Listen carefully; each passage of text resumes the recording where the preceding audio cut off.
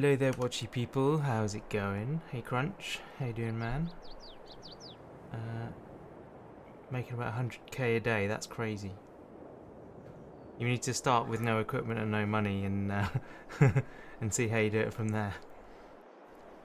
But yeah, good fun game. Tango is here as usual. Hello. Hello. And if I press the right button and it works today, yes, it's working today. Then, yeah, we are on the farm. Rather than yesterday when I was streaming and I went for about 3 or 4 minutes before somebody told me that I hadn't put the game up.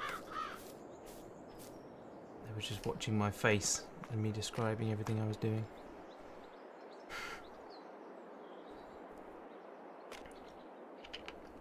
Yeah, I definitely have more fun on these on Farming Sim when you're at the kind of struggle stage. It gets a bit boring for me when you end up like when you got loads of money and nothing's difficult anymore.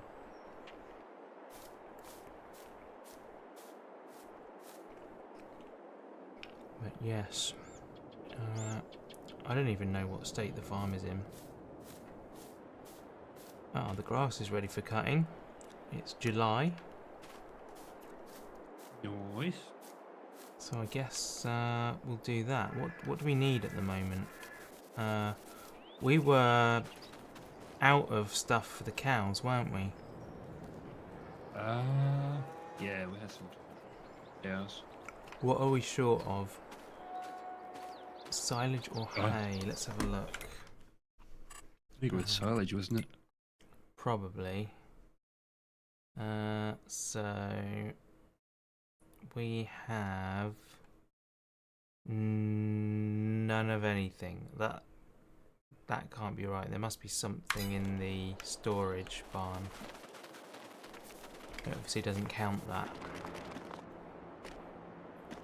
Yeah, we got something in there. Oh, we've got 22 silage bales in there. Very nice.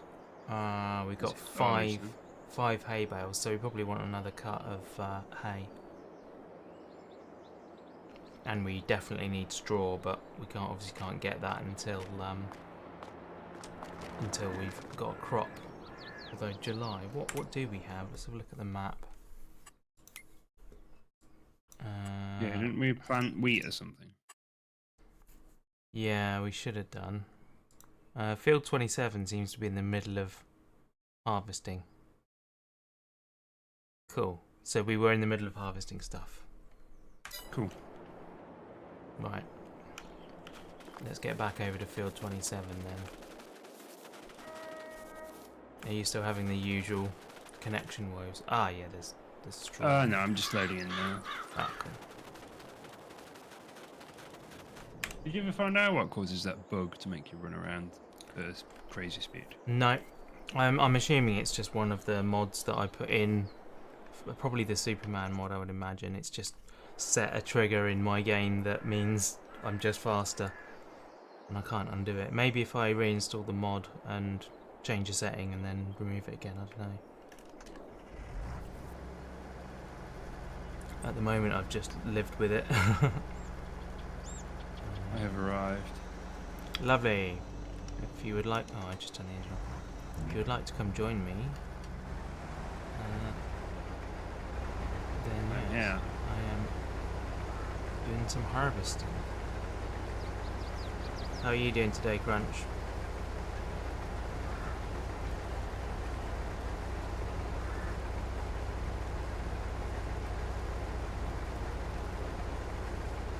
We need to bale up this straw. Yeah. Yeah, and we need to store that. I might leave this trailer on the verge here then for you to just dump into when you pass. And I'll go grab a baler.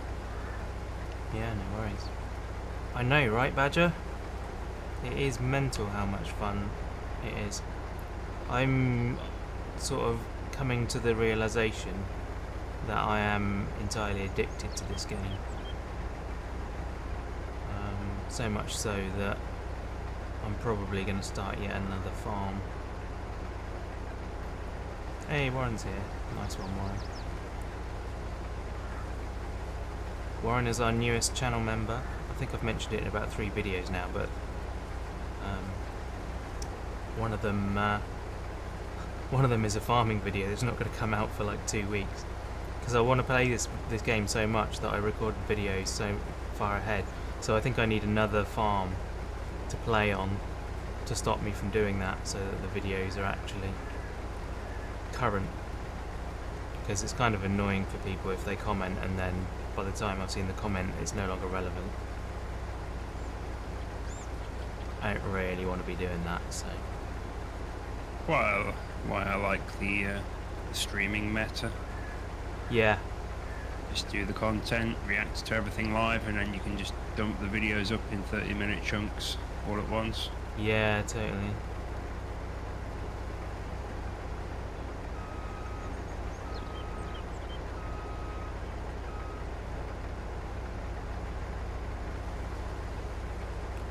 Warren, hello. Are you live as well, by the way? I am not, no. You're not. Not really feeling it at the minute. I don't know, maybe I should go live, I don't know. Well, if you guys don't want to see Tango's point of view, then head over to twitch.tv/TruckerTango, where he is not currently streaming. Don't do that. But give him a follow anyway. Which one supports me more, a Twitch sub or a YouTube membership? To be honest, it's probably pretty comparable. I actually don't know the answer. I think I receive a higher portion of YouTube's money. I get 50% of that compared to. I can't remember how it works out. Twitch is a 50-50 split. That's it. Twitch is 50-50. I think YouTube's like 70-30 or something like that. I get a bigger slice of the pie with YouTube, but I can't remember what the price difference is, so I don't know what that actually equates to. I'm just grateful for anything. Great thing about Twitch is the Prime subs. Yes, that's true. If you're already paying for Amazon Prime anyway, that's just a free sub that you get. Yeah, get to use anywhere you like. Get the money straight out of Jeff's pocket instead of. Exactly. Probably depends on the region too. Yes, yeah, with currencies and stuff. I know it's different prices in different regions. No, it doesn't. Like it doesn't match the price. Best thing to do is put their money in an envelope and just mail it to them. Yeah, to be honest, PayPal donation or something. But no, I mean, I'm just grateful for anyone that chooses either. So I'm in a bit of a stuck zone where I've got a few people that are subbed on Twitch and a few people that are subbed on YouTube, and so I feel like I have to keep going with both at the moment.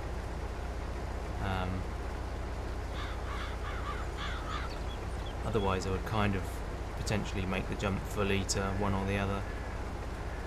That's kind of the norm for most people. Most people stream on Twitch and then have videos, or VODs at least, on YouTube. Yeah. I'm at a point where You full? I am full, yeah. I forgot to unload. Which platform would you say you like better? I like Twitch better because there's just more integrated stuff. There's more things like, for example, my room lights can be changed remotely by people in the chat on Twitch. That can't happen on YouTube, or at least I've not figured out how to make it happen. Supposedly there's a connection. I think there's a lot more on Twitch, and I've not experienced it myself, but Tango, you said before that you feel like the general attitude of viewers on Twitch is better. Yeah, I think again, it varies because of just how big the site is. But yeah, personally, I find that it's a more video game centric audience, and it's also much more. It's an audience that's much more accepting of video games, if that makes any sense. Like it's video games seems to be of an interest. Yeah. Whereas I find some of the times video game scene on YouTube to be a little bit toxic. Hmm.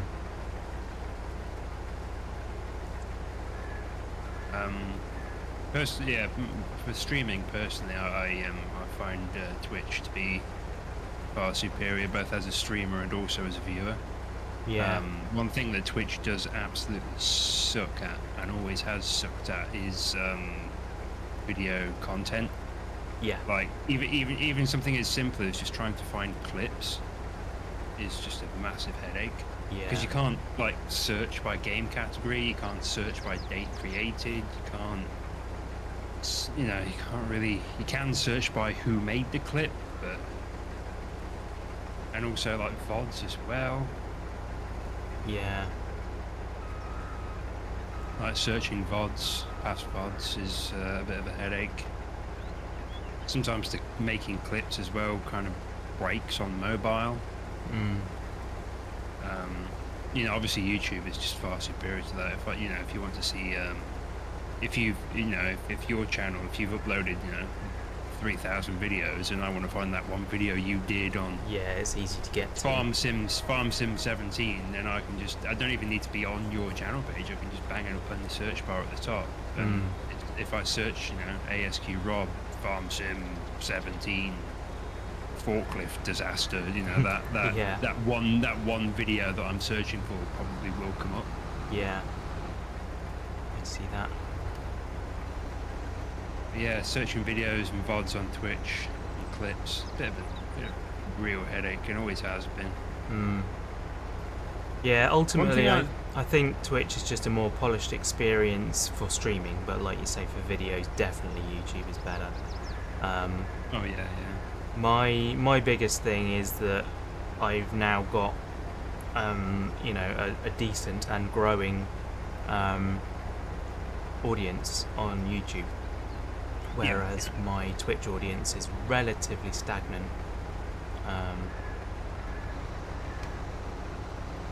And I don't because I'm already doing stuff in both places.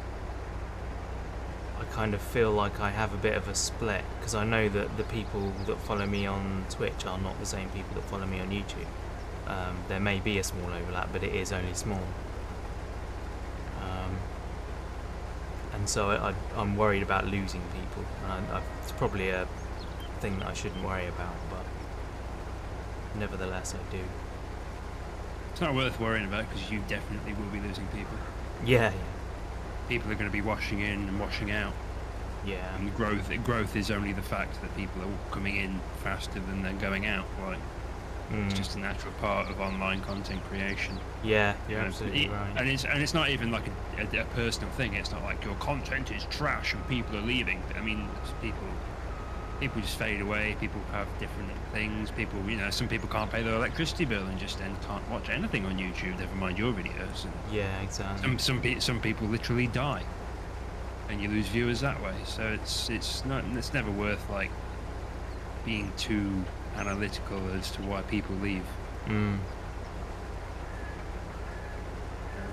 You could say something one day, something that is completely innocuous, and someone misunderstands and think you're making a really overt and brash statement about something they hold deeply personal.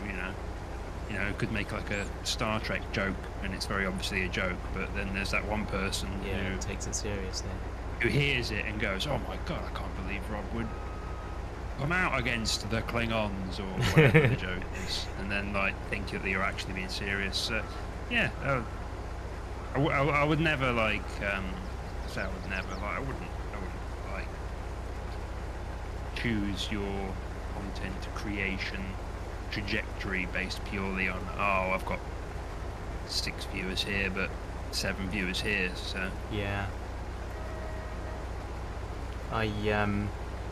At the moment I'm playing I'm choosing where I stream based on the game. Yeah, that makes a degree of sense. Like I've noticed you do all your Lego streams on YouTube. Yeah. Yeah, same place as where the time lapses end up. Yeah. Those time lapses, by the way, are getting great traction. There's something satisfying to watch about a time lapse. Yeah, my Ghostbusters one has already got approaching 400 views. Not bad, not bad. I'm kind of fascinated by views on YouTube. I was scrolling through my YouTube the other day and just looking at it. I was like, why is this like? Because there's a celebrity who I listen to who's on a podcast, but he's also got a YouTube channel. Right. Where he's uploaded like a series that he's made of like where he watches like a TV program or something, and then he invites other comedians on to talk to him about it. Okay. And he's got like tens of views. And then I look at someone who's just like us, just like knobheads who play video games, and they've got like thousands of views. And like, that's just kind of like bizarrely fascinating to me that you've got this like, you know, if it kind of feels like Miley Cyrus selling 12 albums, and then you know, your local open mic at a local pub getting like 20,000 attendees. Yeah. And then there'll be people like, there's like actual journalistic outlets like The Escapist and stuff like that who are getting like 10,000 views on a video for a video game review, and then there'll be like someone like, you know, a video game streamer who puts up a VOD, and then the VOD gets like 500,000 views. Yeah. But it's kind of fascinating what gets views and the difference between the number of views it gets. Yeah. I don't really have a totally point. I'm is. really just thinking out loud. Just noticed that when I was scrolling through Yeah. the other day.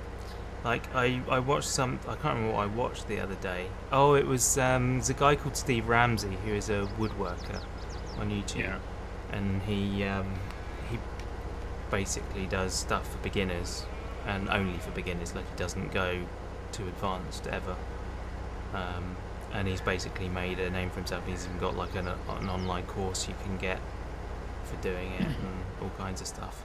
And he was talking about his 15 years on YouTube and how things have changed and everything. And how do you... That's that one. And yeah, he was saying, you know, the way people use YouTube is just constantly morphing and changing. Like, it's basically irrelevant now how many subscribers you've got. This is in his opinion, his words. It's basically irrelevant now how many subscribers you've got, because nobody really, or at least the vast majority, are not looking in their list of subscriptions to watch videos. They just stop on the home screen that recommends stuff and watch all of that. Yeah, because their algorithm is so tuned. Yeah, exactly. And so effectively subscriptions, people are now using subscriptions as a like button. They're not actually gonna see the content that that the user creates, you know, in the same way. They're just gonna where's the header trailer for this one? It's in one of the fields that we've been harvesting. Oh, okay. I know, because I nearly hit it. I think it's near where the cow shed is. Cow shed. Well, I'll go and get the Land Rover anyway. But yeah, so basically saying... Might be on the Land Rover. That way. No, it's not on the Land Rover. The Land Rover is the farmer's market with the... I forget the name of it now. I nearly ran over it when I went to get the baler, so I've definitely seen it local. Okay, I think you're right. I think it's by the cow shed. Where was I? Yeah, so people are just watching stuff that comes up on their home thing now. This is completely news to me. Like, I'm the same with Warren. I literally subscribe to people, and then I never even look hardly at all at my homepage. I skip straight to my subscriptions and watch those. Whenever I open a new browser window, my subscription page loads up automatically. I never go to the home screen. Right. I never actively go to the front page. Same with Twitch. Like when I open a new browser, my following screen and on Twitch, and my sub screen on YouTube are are just open by default, and I see what's new that day, and I see who's live at that moment. Yeah. Okay, that's interesting. So that's 3 out of 4 of us that are actively chatting here, saying that we do use subscriptions. But I guess we are a subset of something or other, aren't we? I mean, the majority of the people don't even know what Twitch is. Yeah. So, you know, it's a subset within a subset. I think just sort of circling back around to something I was going to say about the whole YouTube v Twitch thing is one of my biggest issues with the YouTube is it's attached to Google. Right. So if I change my name on... Oh, yeah. If I change my name on YouTube so that it's Trucker Tango like I would want it to be, so that it matches across all platforms, Yeah, then the Google. emails I'm sending to my boss at work come through as Trucker Tango. Yeah. I mean, you can... I would much prefer it to be back in, like, you know, 2007, where YouTube was like an entirely separate thing with its own password and its own thing and its own username, and it wasn't attached to Google at all. Yeah. Well, there are ways of doing it. It's possible to do. I have, I think, 6 Google accounts. I have. Just because I've tried doing it, and it's such a headache now. Like, the amount of times I've tried doing something like that, and I've accidentally logged out of YouTube, and then I've logged back into YouTube with all the same credentials, and it's put me in a different account. That's interesting. Where all my subs are different, and it's stuff I subbed to back in like 2009 or something when I tried making another account previously. So it's like now I just cross my fingers and pray that YouTube doesn't accidentally sign me out, because getting logged back into the same account is such a headache for me. See, I only have 1 account, but I have 6 identities on that account, and it's very easy for, like, so for example, all my Gmail and everything is still personal. It's got my name on it, whereas when I go into YouTube, I'm Ask Rob. So I think it's basically Google is not very good at making it obvious how to do these things. Yeah. They tend to go for user friendly rather than informational. Yeah, but if it was user friendly, then you wouldn't have had an issue doing it. You know. It's what I mean is, like, for an example, like if you look at how operating systems are now compared to how they used to be. Now they are more user friendly, but you can't do stuff as easily. Yeah. Like everything is like simplified, but because it's simplified, it's harder to do things, and there's things you can't do now.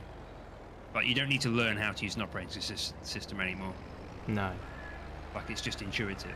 But one of the downsides of making it so intuitive is, there's more complex things you just can't do anymore. Yeah. Nice. So 4 out of 4. Forget what my original point was.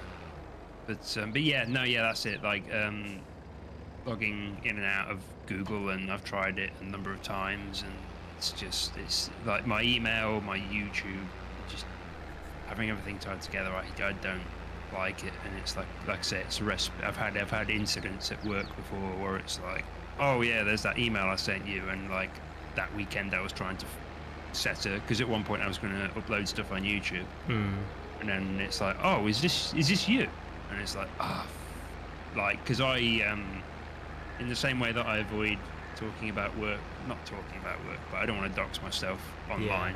I want to try and keep my online away from happy work, time, fun time, video game time segregated from my professional career. Yeah, absolutely. And I do that from both sides, where I don't want, like, my co-workers finding out what I do online would not be good for me.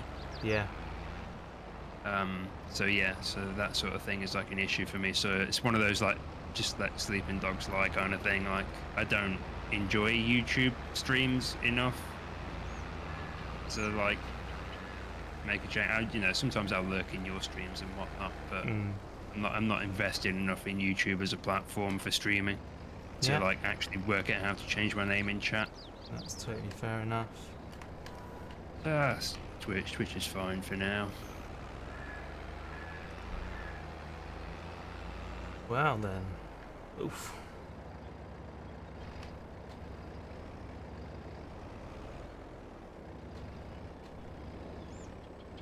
We need a new soapbox topic now. That's not really soapbox, No, just it's having not. a bit of an opinion. I'm gonna do this that way. I think part of the issue with my YouTube thing, with the whole sort of the reason it's so complicated, is I think the YouTube account I have predates the Google purchase. Yeah.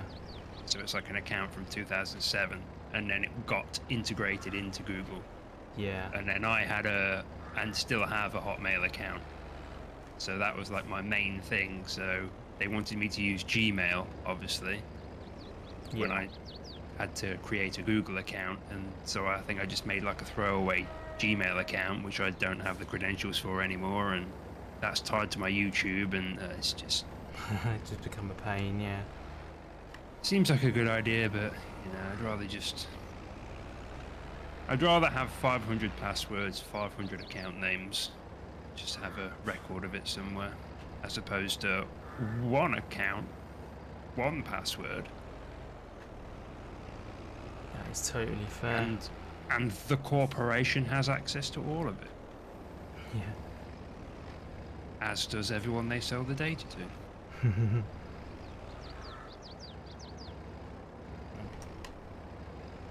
Yeah, yours is pretty obvious, isn't it, Warren? There's no wondering about that.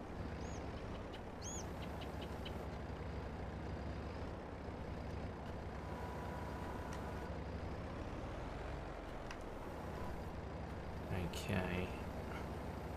Let's see if I can still do this without making a total mess.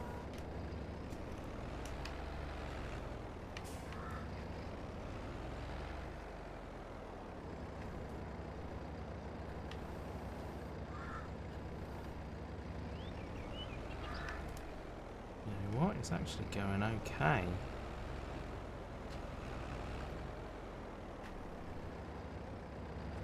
You've done that thing again where you've sprayed straw into the hedges. I tried not to. I think that was the last session, so I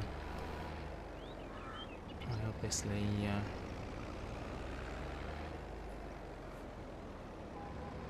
wasn't paying attention last time. Today I definitely didn't. I stopped every time I turned round. Oh, come on. Might change it if you do videos properly. Yeah.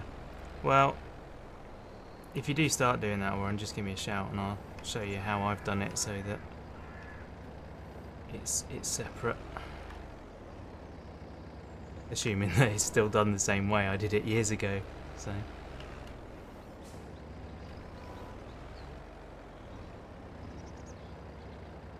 Yeah, Google used to have a thing where you could create a page for like a business or a something or other, another entity, and what don't you understand? Anyway, and yeah, it you could then switch to that identity and use that identity, and it remembers it between sites, as I was saying. So my Gmail is still on my personal one, whereas YouTube remembers that I was logged in under the page called Ask Rob, so that's how it do.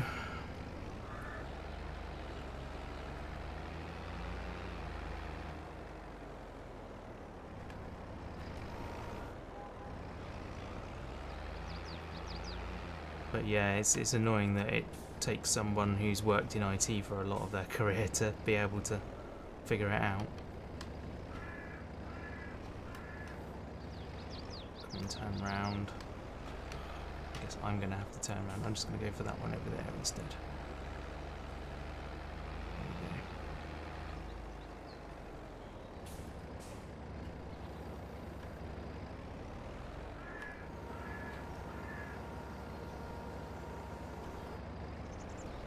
Hey Chris, how you doing? New mods just came out and we're here watching you play with last week's stuff. What new mods came out? What new mods do you want to see?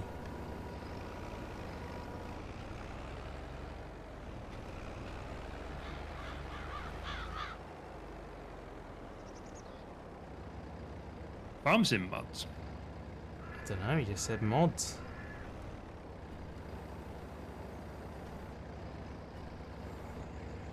Nothing exciting today. Alright, so everything you said does not apply.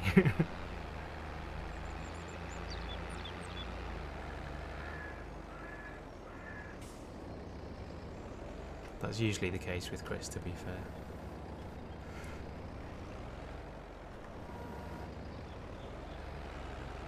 Except pulling a a pulling tractor. I'm gonna say. I pull with the tractor rather than pull the tractor.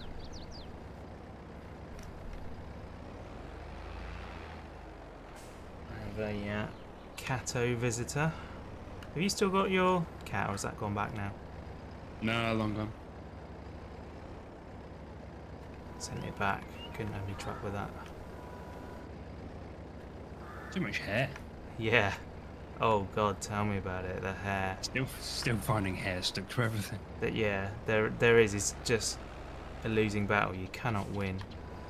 My kitchen still smells like cat food as well, and I can't work out where it's coming from. Oh. Yeah, that's which not is fun. weird because I didn't feed the cat in the kitchen. Did you open the tins in the kitchen? No, but I did throw the packets away in the kitchen. Ah, yeah. So I think them being in the bin has like stunk the room out, and even though the bin has been emptied twice since then, I think it's still like the pong is like it's a very potent smell. You were thinking about a sphinx. Are they the hairless ones? They're the big stone ones in Egypt. Yeah. No, there is a breed, I think, called Sphinx cats. I don't really know anything about them though. Are they what we used to call Siamese cats? I really don't know anything. I just know that I got AN cat. It's got white and ginger fur. And boys are definitely better temperament than girls, in my experience. In the feline world, that is. I wouldn't like to comment on the real world. Can't say I've ever really noticed a massive difference. Actually, that being said, I don't think I've ever had a male cat, so I wouldn't know. Yeah, when I was growing up, my mum always insisted on having female cats, and they've all been temperamental and aggressive, bitey, and generally nasty. Sorry, go on. No, I was just going to say, like, yeah, growing up and also currently, like, my sister's cat is female, and yeah, I can't say any of them have had like bad temperaments. Must have just got lucky. Yeah. Well, since moving out of my parents' house, I've had 3 cats, all of which have been boys, and neutered, and all of them are lovely.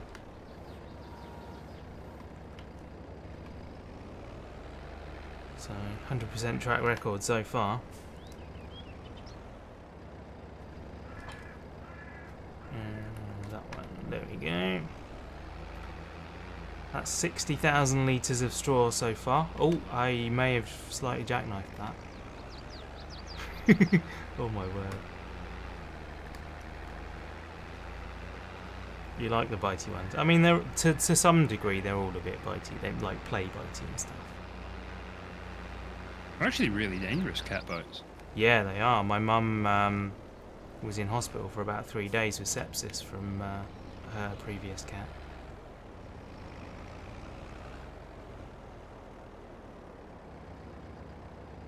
I went to an event, like a sciencey skeptic. It was actually QED. It was an event that was like a precursor to QED. Right. Yeah, they invited people up to just give like short 15-minute talks on whatever their area of expertise was. Yeah. And there was a lady there who got up and did a quick 15-minute talk about cats and all the different ways how your cat is trying to kill you. Yes.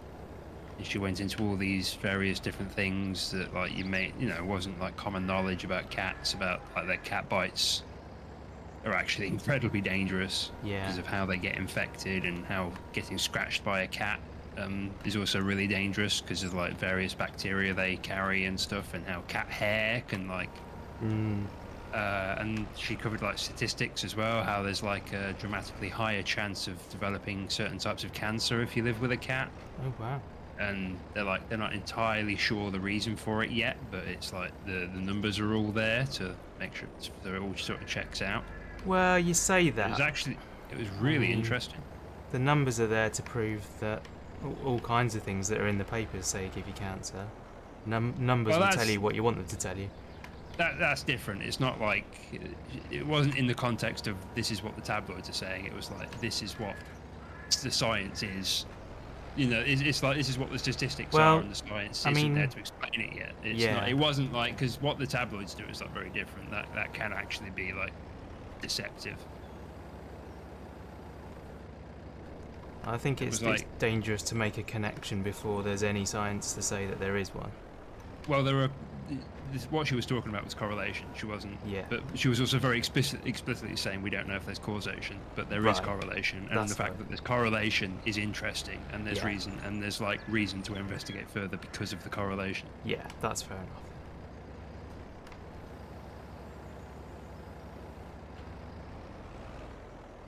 I get really irritated when Brian Cox is on the TV and he's saying this is what happened and this is what happened, when no, that's just current theory about what probably happened. It depends. There's a whole thing. There's a whole terminology about stuff. Like differences. Like when a scientist says theory, they mean different things to what the layperson means when they say theory and stuff like that. So it's like a whole thing. It's almost as if it's like a thing what they teach at universities. It gets really complicated.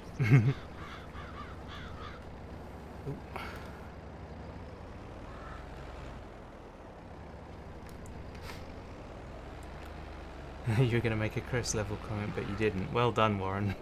Taking the high ground. Proud of you. Is that like 100% of divorces start with marriage? Yeah, that's it.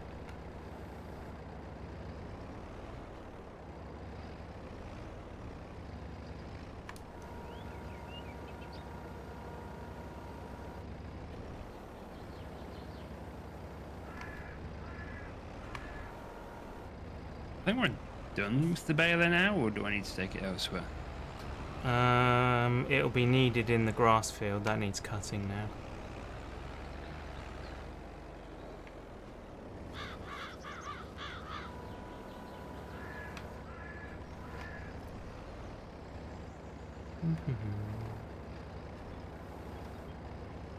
We done in this field? Yeah. Few more to get.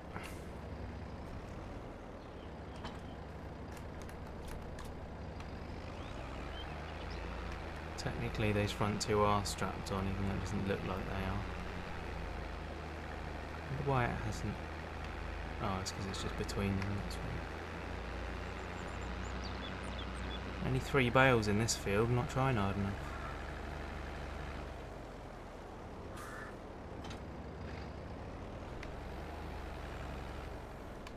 Ooh, good bit of lag just then.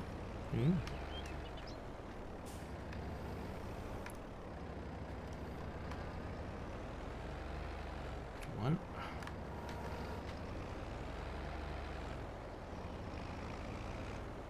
New American map out. Going to check it. Play with you all later. No worries, Chris. New American map, eh?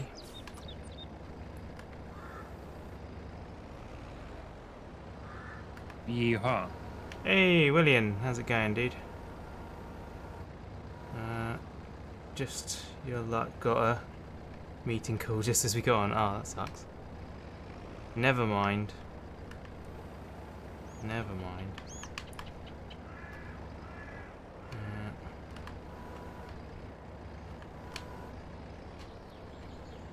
I put your name at the end of a video, William, along with Warren and Crunch as channel members. Although I'm thinking now that I probably should put it on the start of the video rather than the end.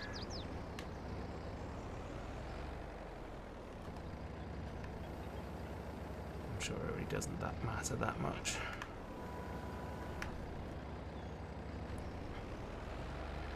We don't need a tipper for anything, do we? I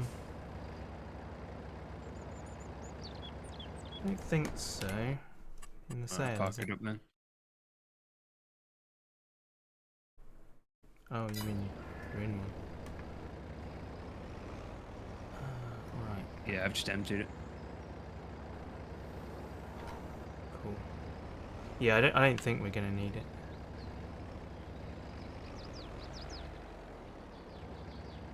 Yes, perfect. Well done.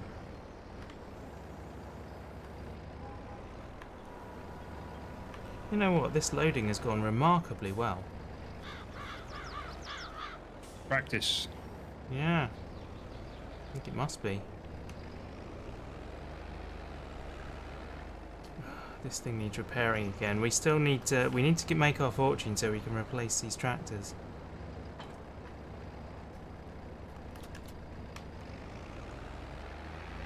Oh blimey! A crop's just grown on a bit of this field. Stripe of canola.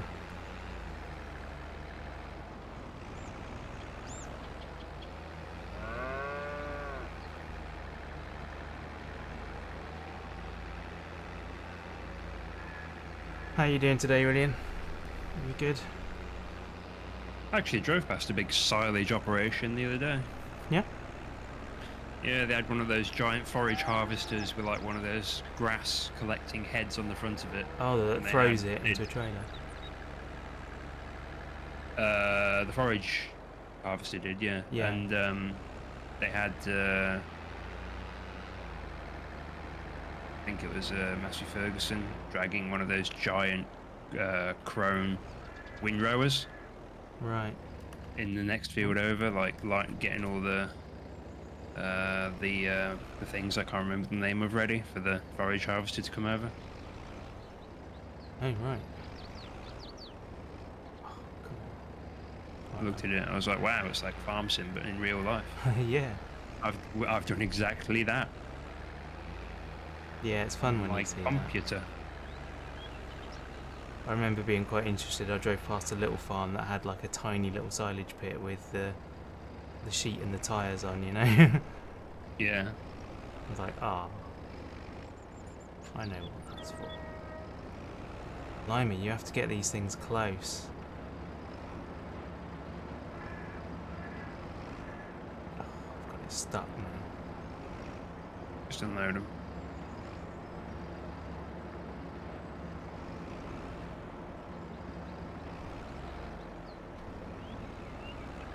There we go. So stay straight.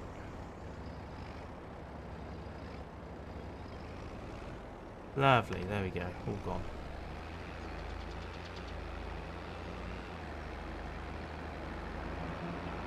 Right, heading back over towards you. What are you up to? Just plowing at the minute. Okay.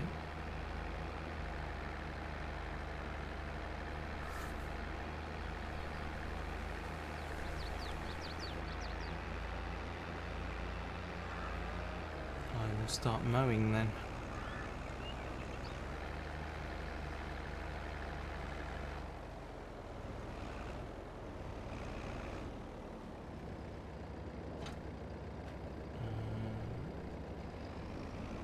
Doing good. Just wanted that it was already leave time from work, but yeah, at least you're not doing home office, so you can. Oh, at least you're doing home office, so you can watch the stream. Yeah, that's always nice, isn't it? Right, start the engine. This thing's getting a little low on diesel.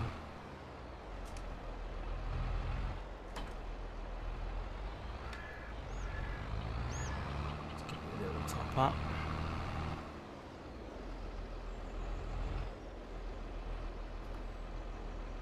Yeah.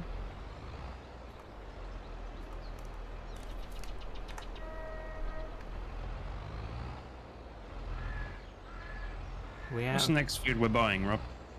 Next field we're buying. Let's have a look. Did you I just recently buy one? We have recently bought 18, 3, and 8.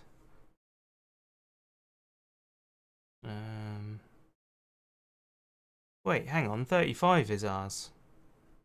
I think we must have bought 35 last time. Yeah, I was going to say, we very recently bought one.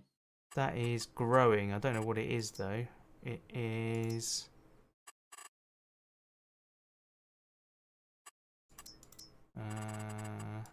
sorghum. Sorghum. Yeah. Interesting. You're doing manager, so you can always watch. Yeah.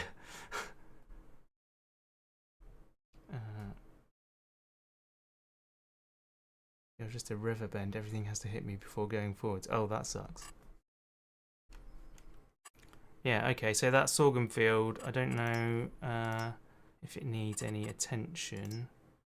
It is not even slightly fertilised, so it's probably worth fertilising that.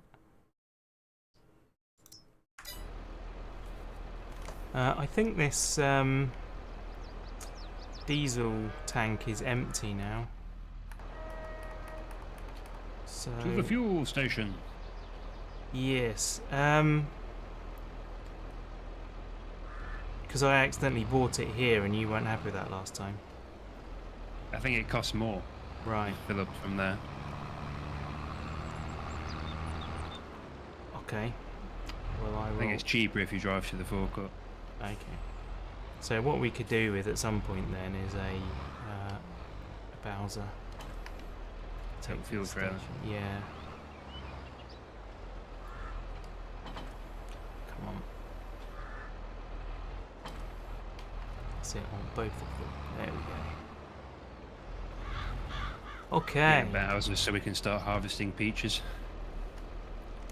Unfold.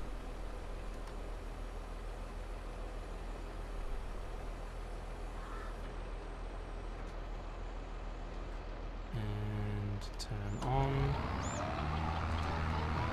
And unfold. Turn on. There we go.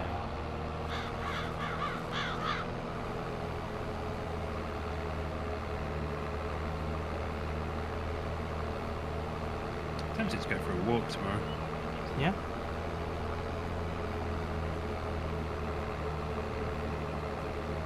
I don't remember the last time I went for a walk.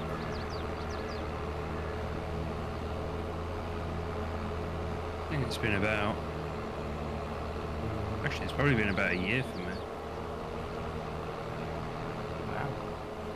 Sometimes what I do is just say screw it and I drive over to Wales and climb Snowdon. Yeah, I remember you said you'd done that. Might give the car a wash and do that tomorrow. So when you mean a walk, you mean a real walk? Yeah, I mean a hike, really. Useful. Good.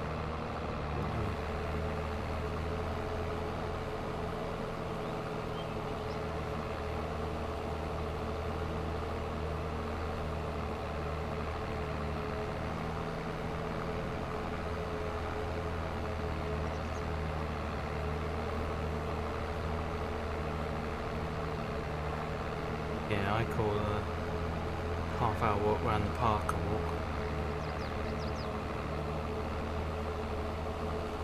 Not that I do that anyway.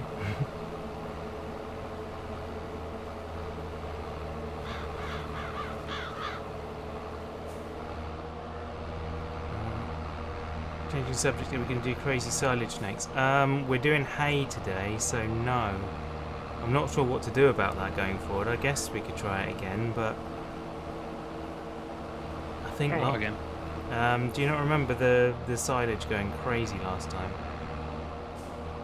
Going crazy? Yeah, when no one was wrapping the silage. Oh, yeah, when the wrapper bugged down. Yeah. I don't know whether to keep using it or not. On my Isn't there one that does one at a time? there's loads that do that. That's the normal way of doing it.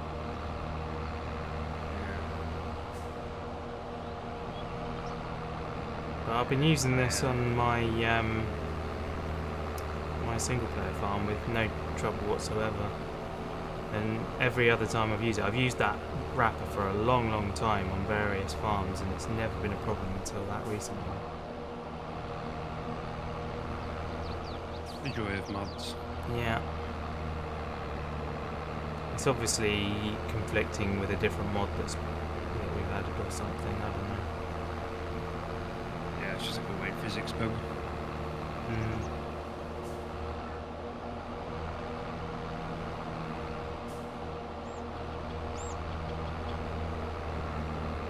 I'll have to find that clip and submit it to fail race.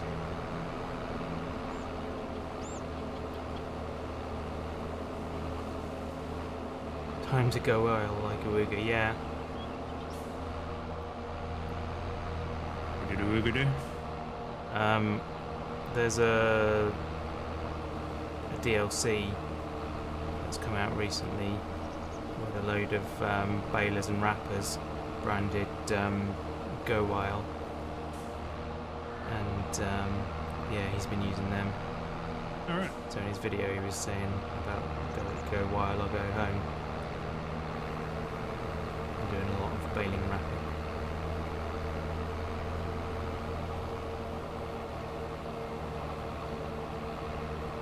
I don't have any of the DLCs though. Crunch recently donated me the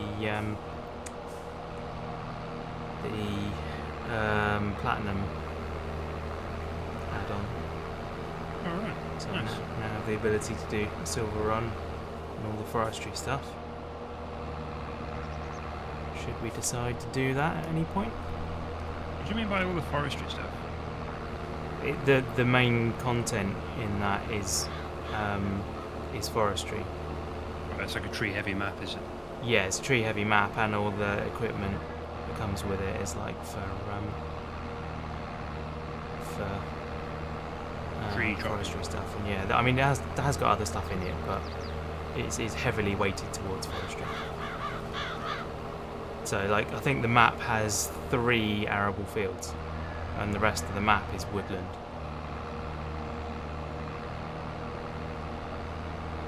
Like I think it's an Austrian map on this. One of the 3 base maps is very seems to be very animal focused. Because when you first start out, you've got a bunch of just like open grass fields and like a little barn. Right. A cow pen with like 10 cows in it. Nice. Tinker on that on a single player game. So it's ages like ago. small scale animals, is it? Not small scale, but it starts small scale. Right, okay. Obviously, the intention is for you to do animal husbandry. Right. But there's also fields you can buy to plant crops and stuff if you wanted to. Nice. We could look into poplars, planting poplars and harvesting them. I'm not sure. I think those are wood chips that they give you, so we could go into like a forestry kind of thing. Yeah, you get eco bales from those. But they don't grow full size. They only grow to about 10, 12 feet, something like that. Yeah. It's not the same as forestry in terms of sawing down trees and cutting them to length and logging, carrying logging trailers and stuff. But yeah, it is another thing we could do. And then the front one. Lovely. Right, I'm going to give these a clean. They are filthy.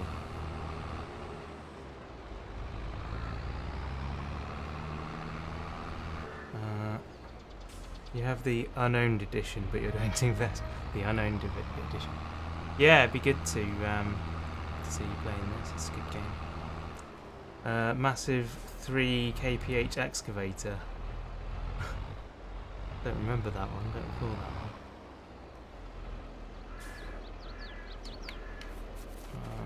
Oof.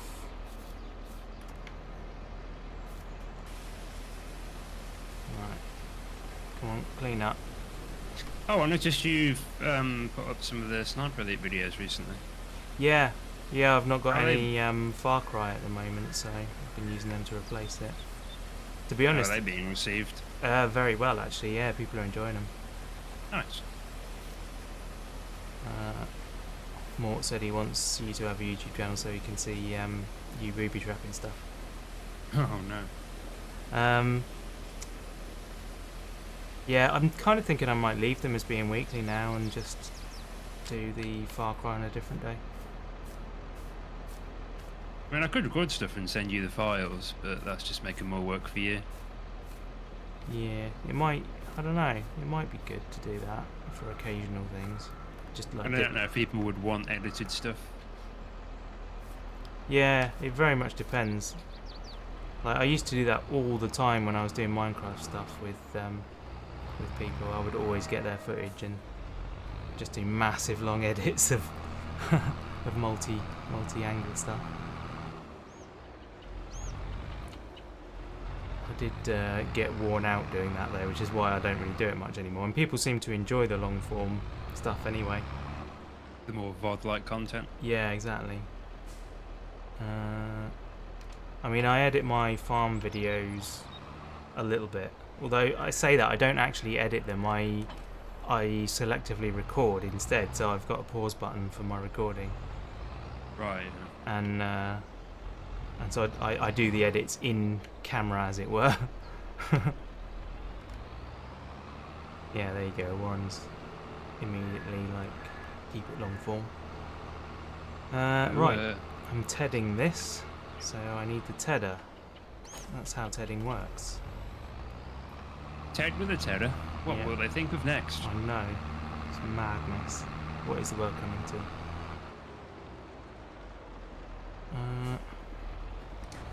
Yeah, I'm quite happy doing long form, to be honest, because it's a lot less work. Truth is getting out of the hat I see. Oh, really? Oh, that's the wrong one. Come on. There we go. Word on the street is your Ted with a tedder. What is a street now? Unless it's a street full of farmers. They would know.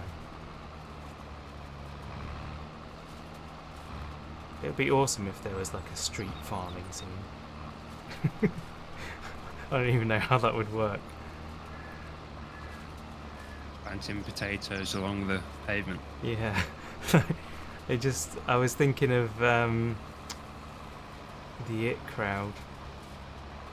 Because earlier on, William was saying their IT managers don't know about IT, and I was thinking of the IT Crowd then. So that's basically the premise.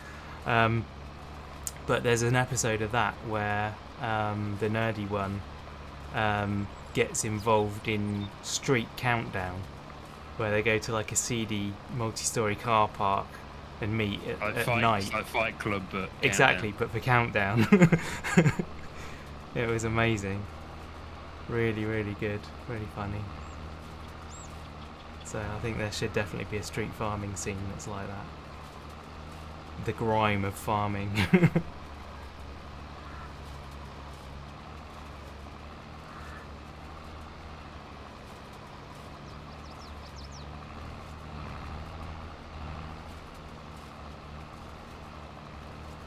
Cocaine farming.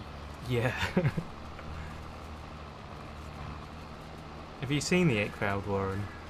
If you haven't, then you need to, because we've already established that you have the same sense of humour as me, so you would definitely love it.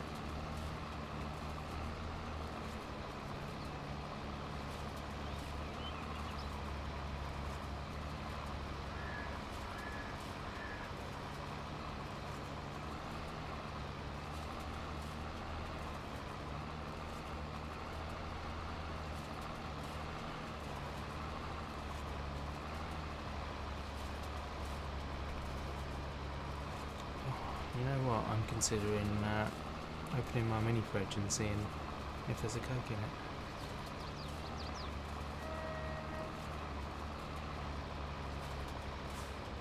Oh, you should definitely take the time to watch it, Warren. You will love it, for sure. I haven't seen any of it in years. I wonder if it holds up as much as it did. I reckon it would, you know. I'm a massive Bill Bailey fan, so I enjoyed and I enjoyed Black Books, which is like a Yeah. previous series to the IT Crowd. Yeah, Graham Linehan, wasn't it? Yeah, he's a bit of a wrong one, unfortunately, though. He is, yeah. I was going to say that because, in my mind, actually, I think probably one of the best ever written sitcoms in history is Father Ted. But yeah, as you say, he is a bit of a wrong one, so it's a shame. I like what he produces, not what he stands for. Yeah. It's also in Black Books was Dylan Moran, who's very good as well as a stand-up. Yeah. There's always really good cameos in those series.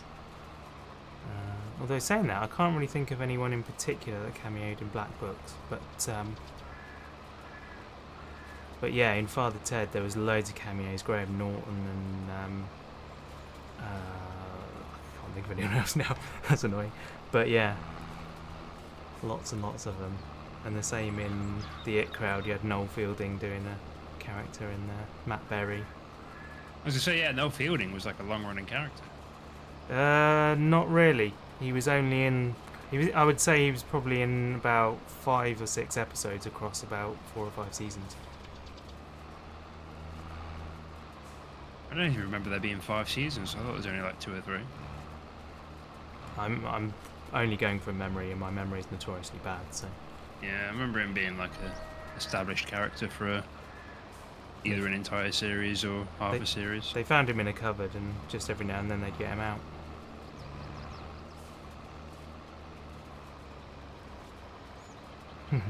Dougal, don't push the button, Dougal. Yeah. Always had a bit of a negative feeling towards Noel Fielding. Yeah? Because when I was a kid, I used to watch Nevermind the Buzzcocks. Oh, right. I found it funny, and he replaced Bill Bailey on Nevermind the Buzzcocks. Oh, I see. Ah, yeah. I've always been a bit like, I don't like that bloke. Because he replaced the bloke that I actually do like and do find funny. And I don't find his stuff funny, but that's subjective anyway.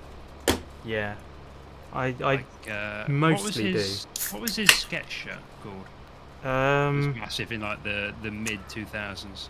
There was 2008. There was one he was in that wasn't his, but he sort of stole the show, and that was Garth Marenghi's Dark Place. No, there's, I think one that came after that. Oh yeah, I know the one you mean. I can't think of the name though. Yeah, I can't remember what it was, but it was massively popular, and I never understood why, because I never found any of it funny. Yeah, I didn't. To be him being random for the sake of being random. Yeah, I didn't get that either. I had the same experience, but it didn't put me off him because there was plenty of other stuff out there already that I did find funny. Yeah, so I just when I was ignored that. 19 or 20, for a short period of time, I got involved with a girl who was massively into it, and she wanted me to watch an episode with her, and I was just like finding patterns in the wallpaper the entire time. Wow. I was just like, Jesus Christ, how do you find this, like, yeah, never mind funny, how do you even find this in any way like interesting or entertaining? But again, that's just my opinion. Yeah, everyone's got different things that work and don't work. I'm racking my brains now to think what that was called. Had some didn't it have a weekday naming or something? Is it something Mondays or? I can't even think.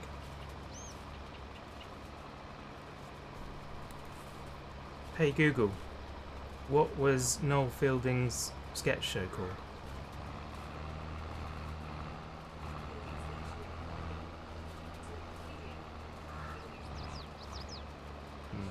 That's not it.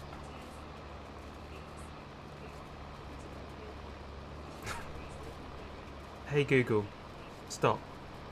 Google, shut the hell Yeah, up. it doesn't know. It's come up with something totally different that I've never heard of. Google and stuff. Yeah.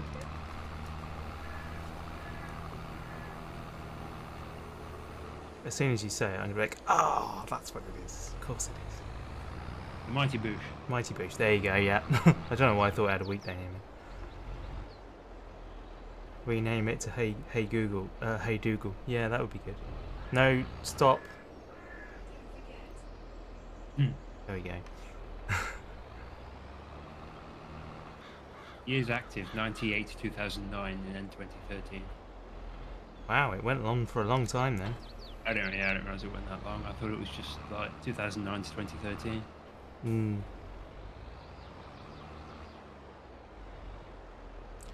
Yeah, Garth Marenghi's Dark Place was similarly unfunny to me.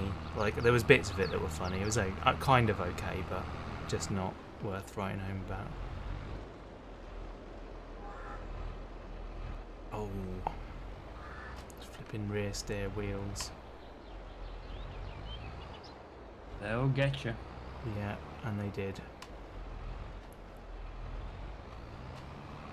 Oh, come on. There we go.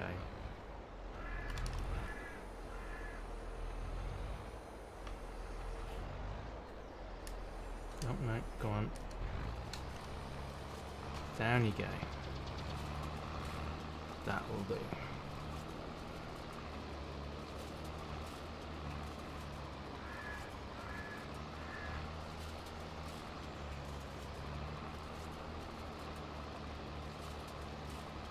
I can hear a noise now that I don't know if it's coming from the game or from outside. It sounds like hail.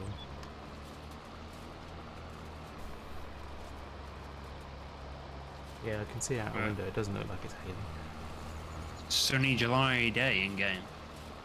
Hmm. Is it a cat doing something? No, it doesn't look like it.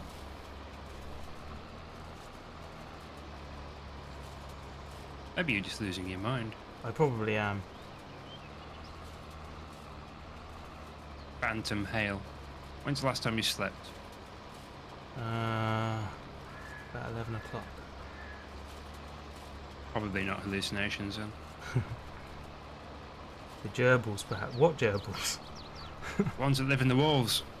Oh, right. I'd be a bit worried if I've got some gerbils that I didn't know about.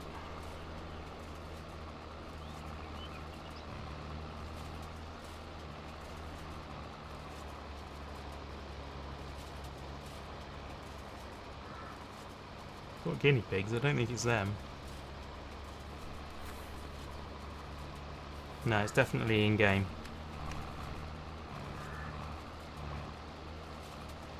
Oh, I know what it is. It's the blades on that windrow. Ah, right. They do a little clickety clickety click as they spin round. Yeah, the I think it's noise. because they hit each. I think it's because they hit each other. Right. The noise is like so specific that it just doesn't sound like it's coming from the game, you know? Yeah, yeah. It sounds like it's coming like through my mic.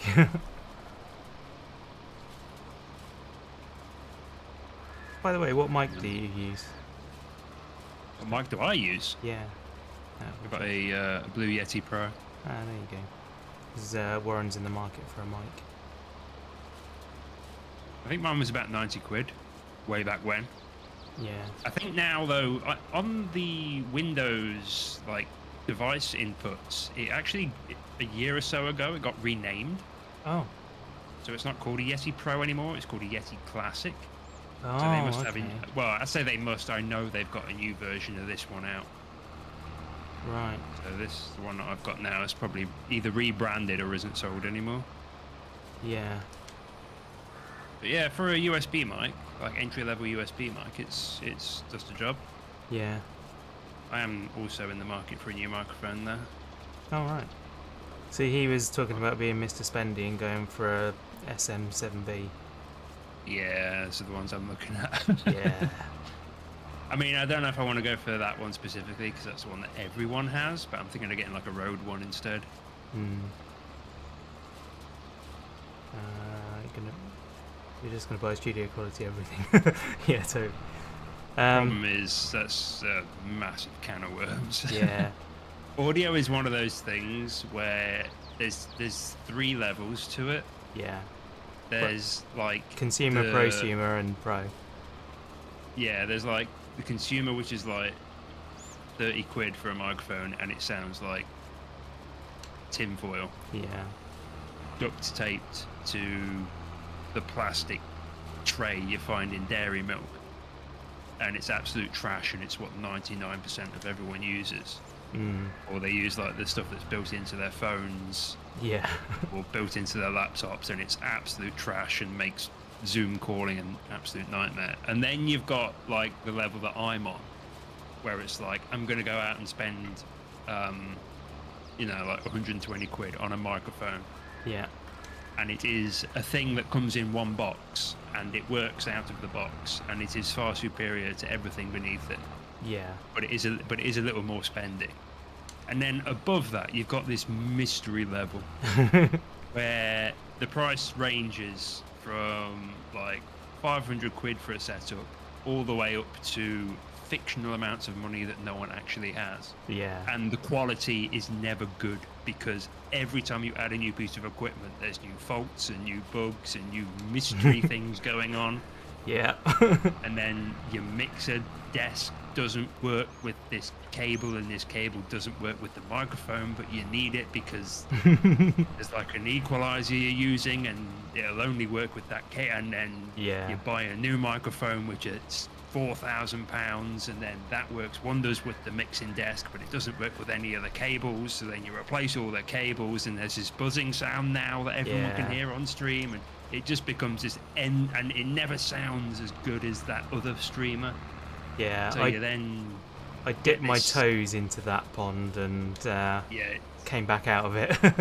I remember back in the day, Total Biscuit talking about it at length on the Co-optional podcast, and it was like, yeah, there's like a level, and once you cross that level and you go into like the upper echelons of like the pro level stuff, it's like every day is a new problem. Yeah. And like every new piece of equipment comes with new problems, and it never sounds as good as it should.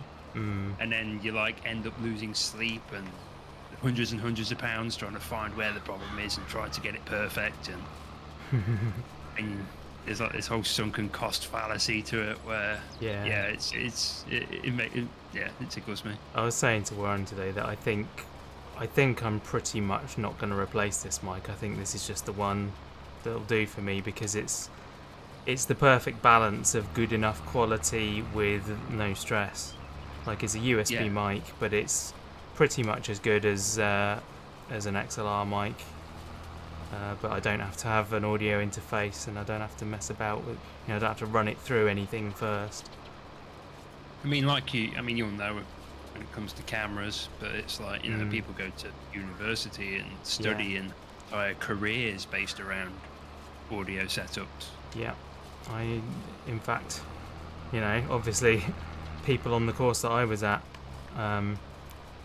specialised in sound and did that for film recording. So yeah, what hope has some pleb got of just grabbing some stuff off eBay or Amazon or you basically whatever have to online become retailer a pro. you use and just like winging it and learning it over a weekend? You got no hope. No. But then again, if you enjoy that sort of... here's the thing, if you're doing it for enjoyment, then I'm fine with it. But some people, there's this... the Shure SM7B, all the big YouTubers use that one, so I'll buy that one, and then I'll be a big YouTuber. It's like... But if you're doing it as a hobby, you're doing it for fun, then that's fine. Yeah, that's basically exactly what I said to Warren today. Like, if it was me, I'd do what I did, because that's what I did, obviously. But if you just want to do it because you want to do it, then that's fair play. Go for it.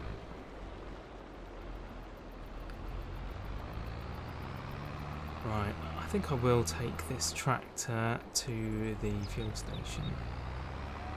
I feel like it's gonna... otherwise we'll forget about it and then run out of fuel and be like, oh. Whoopsie. Yeah.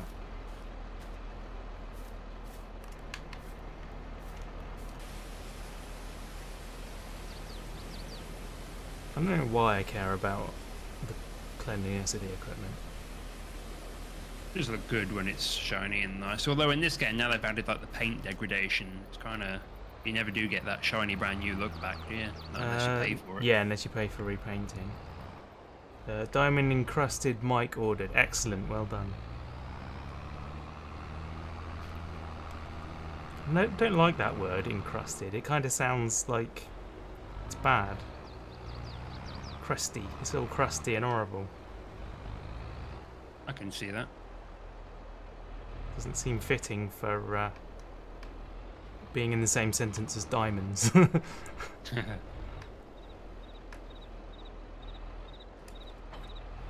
I think there is like a whole market out there for hardware being marketed towards like aspiring content creators. Oh, absolutely, yeah. There's some like maybe I'm completely way off base on this one, but you know those mics that have like RGB built into them. Oh yeah, Like, yeah. I'm not convinced they're good mics. Anything that's got RGB built into it.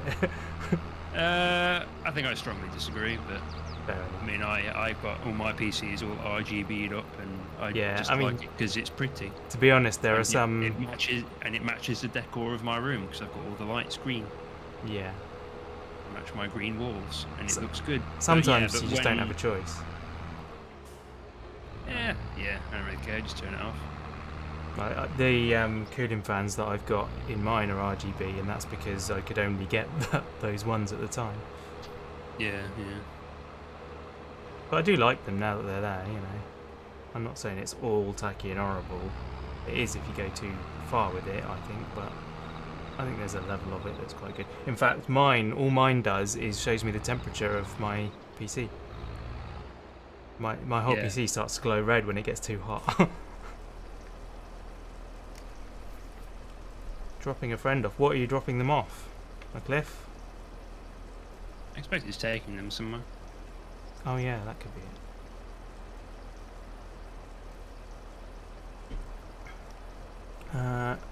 Don't know if anyone has seen Muye, is that how we pronounce that? Muye videos.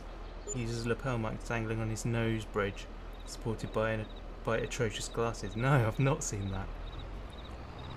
That sounds quite hilarious.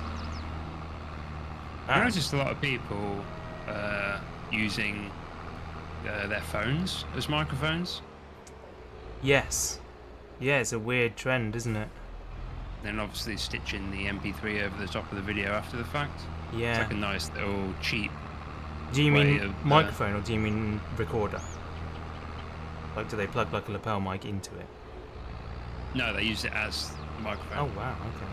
Like I've ever seen people get like pop screens that they pull over the entire bottom half of the phone, Wow, and they use it as like a microphone. that seems overkill for a... Basically, it's like a lapel mic. Yeah, I see that in like those kind of pranky type videos that are out on the street. I've seen people using their phones. Someone else is recording them on their phone, and they're speaking into their own phone for the sound. And they're like, you know, going up to people and asking them for their number and stuff, and coming up with a joke or something, you know. Basically, trash content. Yeah, I wasn't going to say anything, but yeah, no, I don't know. No. That's not something I watch. It's not something that I watch. That sounds awful. It's one of those things that I've occasionally opened like TikTok or something to see what it's about, if that makes sense. And you flip through and you just see things, and I immediately make a judgment and then move away. I need to turn auto unload off. There we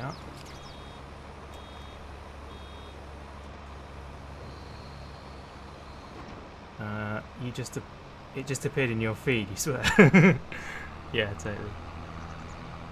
No, I don't make a habit of watching anything like that. It's just... I don't remember what it was I watched the other day. It was like a top 20 or something that came up. Oh, that was it. Yeah, someone in Discord posted like a top 20 solved mysteries. And I was like, oh, this could be interesting, because I'm interested in like mysterious things that there's no like explanation for and stuff like that. And because of the channel where it came from and the fact it was a top 20, then for like the rest of the week, just my front page on YouTube was just full of absolute garbage. Oh, I bet. Like, okay, into the watch history, delete that from watch history. Man. So annoying, isn't it? You watch one thing and that's Dash it. cam footage is a bad one as well. Yeah. If you ever accidentally stumble or for whatever reason think it's a good idea to watch one of those dash cam compilations, then that's all YouTube ever wants to show you. Yeah. Another one is react videos. Oh. At one point I started watching like, oh, American reacts to British roads or British TV or British food or something, and then like that's all YouTube wants to show me. I used to watch MXR, and I thought they were really funny. Actually, they were quite good at their reacts to stuff. They did make it entertaining somehow. But eventually, it just turned into them just daily whinging about how awfully YouTube treated them all the time. I'm like, yeah, I'm just bored of this now. I don't know. It's every so often I'll have a moment of weakness and go, yeah, I would like to see someone react to something, but then like I get like 3 videos deep and I'm like, this is just such low effort content. Yeah. This isn't even content. This is just you reacting to someone else's content. Yeah, that's it. Somebody else has already made the content. It's probably why YouTube was treating them badly, to be honest, because they're making money off of other people's videos. Yeah, it's a guy that made a viral video recently about Tarkov, and his entire brand now, after going so massively viral, seems to be based around this one video and how, oh, everyone else made loads of money off this video and I made nothing. Right. And now his whole brand is about dumping on Tarkov. I mean, Tarkov's got a lot of issues with it as a game. So I'm not gonna like come to its defense or anything, but like this one bloke seems to have like made it his brand now to like his the video he had that like went viral very much opened up with, I'm done with the game. Right. I'm not playing the game anymore. This is why I'm done with the game. Here's my video. Yeah. And now he's absolutely not done with the game. Yeah, because he keeps going on about it. Because that video went absolute gangbusters, and now all he does is, well, I say all he does, I've not actually looked at his channel, but like, yeah, the recommended videos that keep coming up for me are all about Tarkov. Yeah. From him whinging about it. Right. It's like, yeah, the game is trash, and yes, the game is trash for all the reasons why you said it's trash. Like, it's an interesting area. Go play something else. Because I don't know if you know, but Pixelriffs along with Zloy do they've got a thing called the Hermitcraft Recap, because there's a Minecraft server called the Hermitcraft, a group called the Hermitcraft, and there's so many of them and they all produce content, so they basically each watch half of the content and then recap it all in a weekly video. And Hermitcraft seems to be very supportive of this, and I'm like, well, why are you actually supportive of this? Because it's meaning people don't come and watch your videos, like they're watching the recap instead. Why would I watch your video? I'll just watch the recap. I suppose it depends, like what are they, like I guess that those might even be metrics that you can't get access to, like what's going to happen. Yeah. Is someone going to go, oh, that sounds interesting, I'll go watch it? Yeah. Or is someone going to go, oh, well, you've summed it up for me now, so I don't need to watch it? Like, which population is bigger? Yeah, I wouldn't know. And to be fair, I've not watched it because I don't watch any of the Hermitcraft. I've never had any interest, and I've not watched it myself, so I can't comment on anything like that. I just know that they do it, and it's very, very popular. As there is, I mean, there's obviously some sort of benefit to like cross-pollination of audiences. That's why like collabs and stuff are very popular. Yeah. Amongst content creators. Indeed. Hey Bertie, how you doing? Not too bad today, thank you. Been better, been worse. How are you? You good?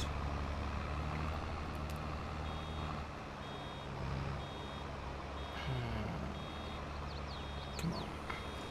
There we go. We should be in a good place with all of this now. For our cows.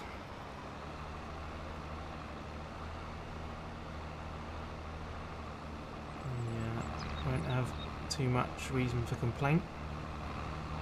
What happened to that half a load of straw that was in the baler? Did it transmogrify into hay? No, it converted the first portion of hay into straw. Ah, fair enough. It goes with the majority, I believe. Ah, okay. Makes sense. Your Roku died, so now after all the money you had to spend on a new chair and battery for your car, you have to buy a new TV. Oh, you have to buy a new TV for Roku. Is the Roku not like a thing that plugs into the TV?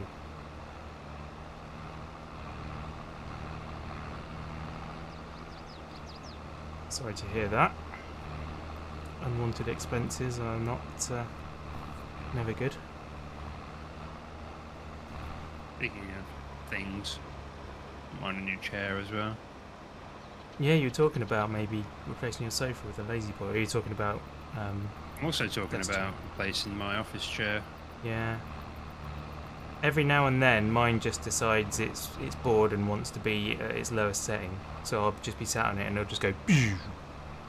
Yeah, my previous one did that. Like if I'd lean back too far or too hard one way, it would leak and drop. Right. I've not noticed it relating to any kind of movement. It'll just suddenly go for no apparent reason. Yeah, I've been having a lot of trouble with my right hip recently and also my back. So it's like, I'm a man of a certain age. What if I just invested? Because I've invested a lot of money in a decent mattress. So I was like, what? Considering the amount of time I spend sat at this desk, Yeah. probably be worth spending the money on a nice chair. Yeah, I think you're right. Not that the one I've got is trash, but A Roku TV would save me. I didn't even know they made Roku TVs.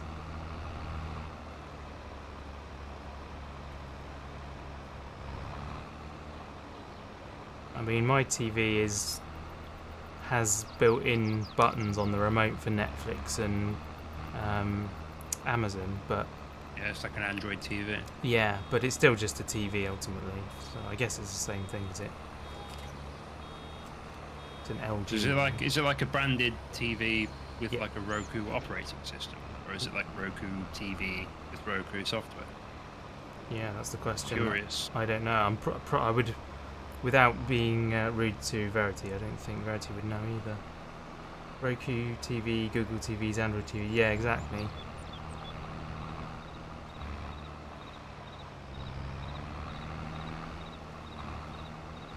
Tango said two things. Which of the things is right?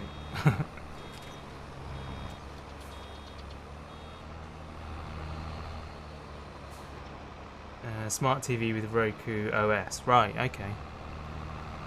So is it branded as Roku, or is it like a Samsung TV with built-in Roku, for example? It's the latter, I imagine, based on that. Yeah. Sounds like it. Speaking of cats, that's one thing my sister's cat worked out how to do, is if it walked across the top of my sound bar, it would change all the settings on the TV. Amazing. Big fan of that one. Yeah. My cat often puts his foot on the remote. Decides that. What's the story with field 18 and 3? Does that need ploughing? Let's have a look. What state are they in? Growth 18. They are cultivated, so they are ready for a new crop. You did say 18 and 3, right? Mm-hmm. Yeah. They are marked as cultivated, so they're just ready for planting now. Cool. So we choose what crop we're going to put in. Am I done? I think I've finished this field now. Yeah, I've just finished mine. There are both regular brand TV Roku installed. Roku brand TVs also exist. Oh, right. That is very interesting. I bought my TV actually based off of the recommendation of the colour grading guy at Dot 10, who does all like the BBC colour grading stuff. Because he basically, we went and visited and sat in with him while he was grading something as a thing for our film school. And Yeah, he was like, basically the industry professionals all grade are based on these particular LG panels, and that's our standard.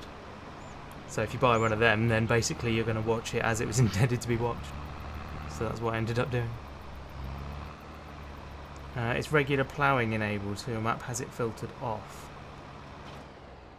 Yeah, I think we've got it turned off. Oh yeah, I was only doing that because no, it does show as need ploughing. 22 and 8 apparently need ploughing. Apparently also the grazing pasture for the cows does as well, but I don't think we really need to do that, given that we're not using that ever anymore. But yeah, apparently 22 and 8 does. So let's have a look. Just check the settings, because that would imply that it is on. Yeah, periodic ploughing is switched on. Ah, cool. So yeah, it would those fields in particular would benefit it. I am on social security, so your financial advisor, your daughter, says we have to go as cheap as possible, so the picture won't be as good as my current TV. Oh, that sucks. In that case, would it not be better to just get an external Roku again to plug in? That makes no sense to me, because surely a Roku's only like a fraction of the price of a TV. Well, it goes back to what we were just talking about. When they say Roku, do they mean the Roku functionality, or are they referring to Roku as the entire TV? When it says the Roku is broken, is that how I would say the Sony is broken? Oh, okay.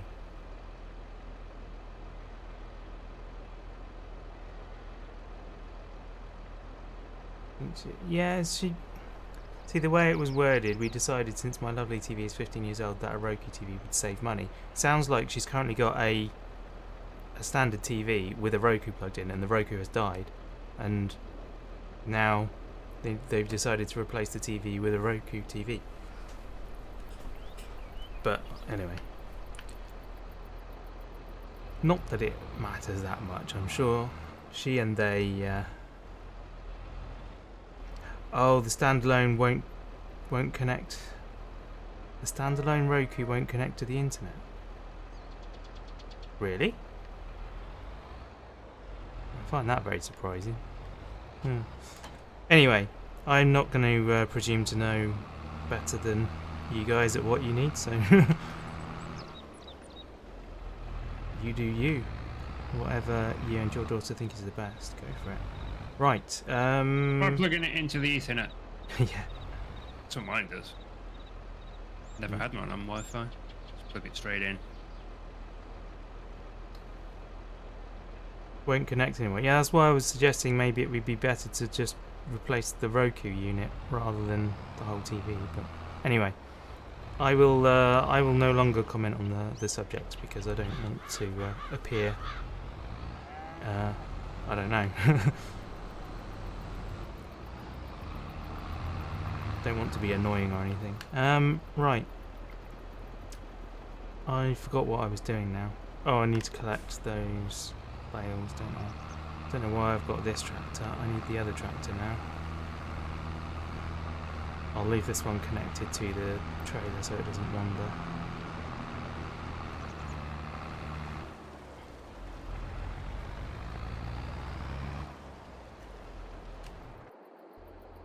There we go.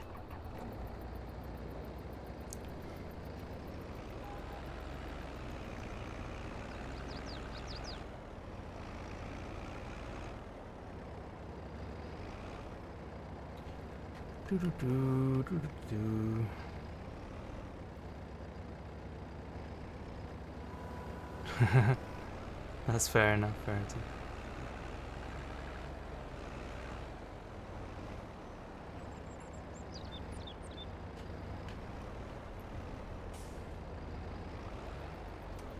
Right, let's go for these.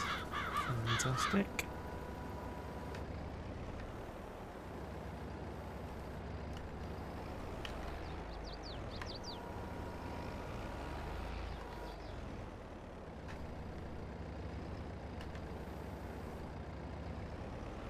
Beautiful.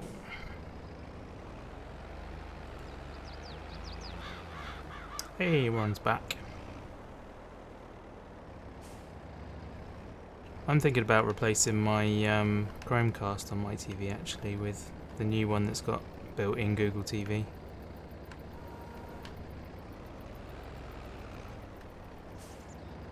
Feels like it would be simpler.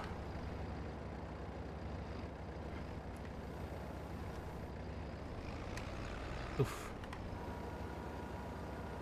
That didn't go well.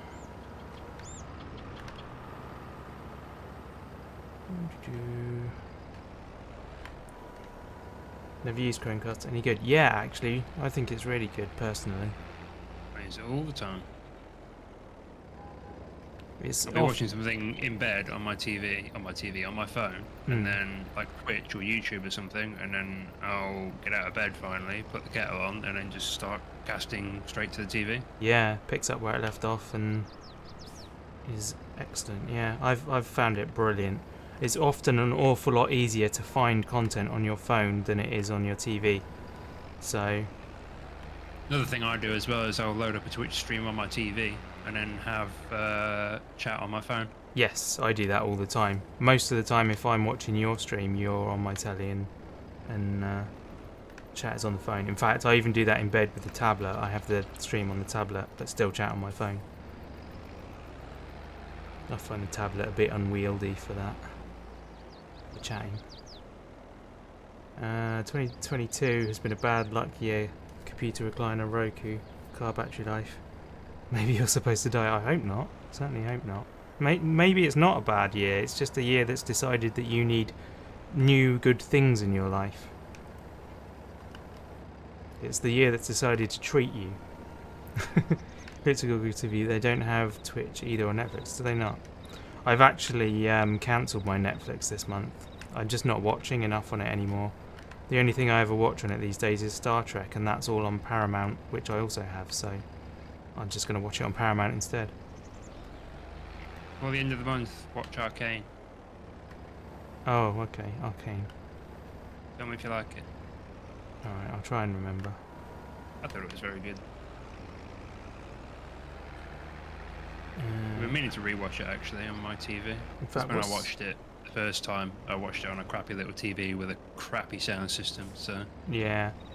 The first time I watched The Matrix, the movie, was on a 14-inch TV, and it was a video that was pirated, so, you know, it was taken in the cinema and there's people getting up and walking in front of the camera and stuff. Yeah, trash quality. Yeah. I'm looking at the date. I think it's too late, actually. I think my Netflix went out yesterday. Oh no!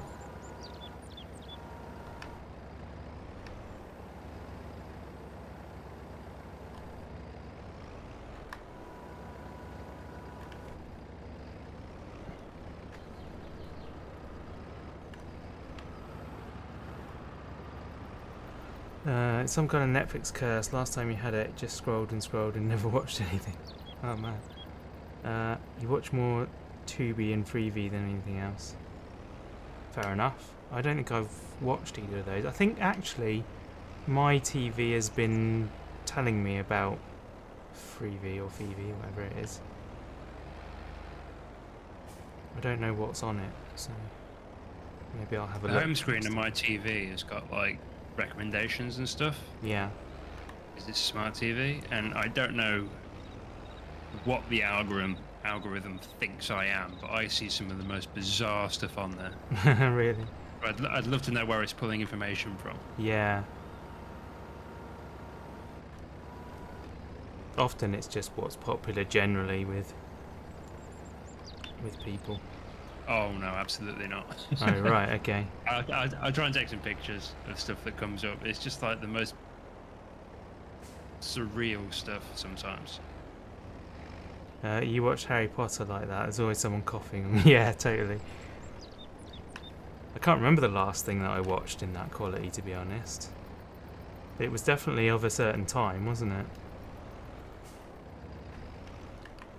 I wasn't old enough to see The Matrix. I think that was the main reason that I had that one. My sister's boyfriend got me the copy. He was well into sourcing dodgy stuff. at the time. Well, it probably still is knowing him, but... Oof. He is now her husband.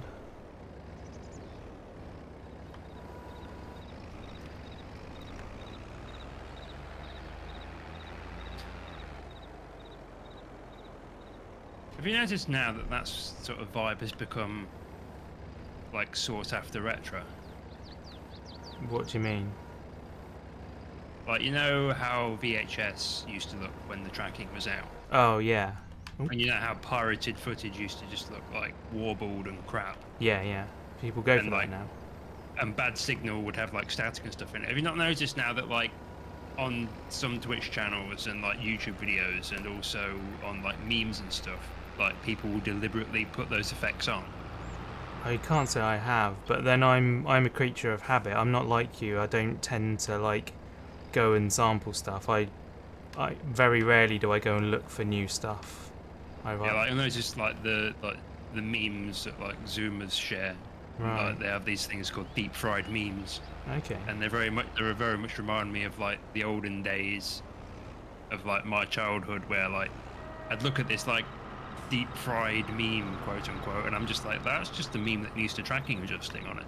Yeah. Amazing. So there's like this, you know, this weird thing how like our generation kind of went. I say our generation, like a lot of generations go a bit sort of weird for like the 60s and like Yeah. they remember the 80s as being all hairspray and colourful lycra, Yeah. that sort of thing.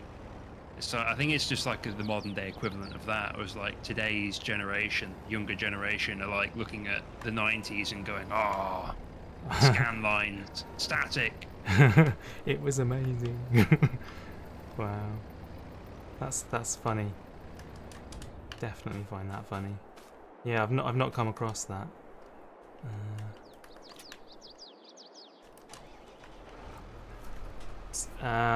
Amazon stuff that got too old for Prime. Oh, okay.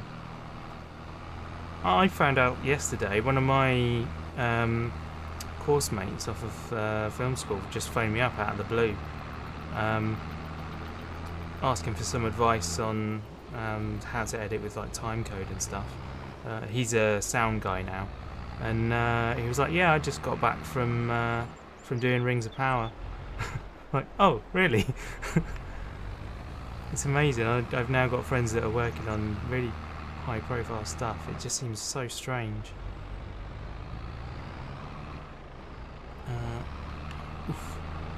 One of my mates did some work on the Little Mermaid film that's about to come out as well. I know that one.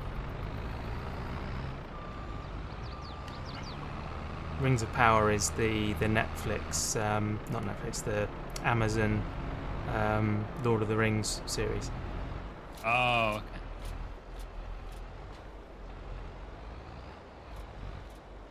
I know lots of weird niche Twitch and video game stuff, but you say Rings of Power and I'm like, yes. What's that? Popular new game show, question mark? Yeah. Ah, the new Mick Foley film, of course. Back with snacks. What snacks have you got, Warren?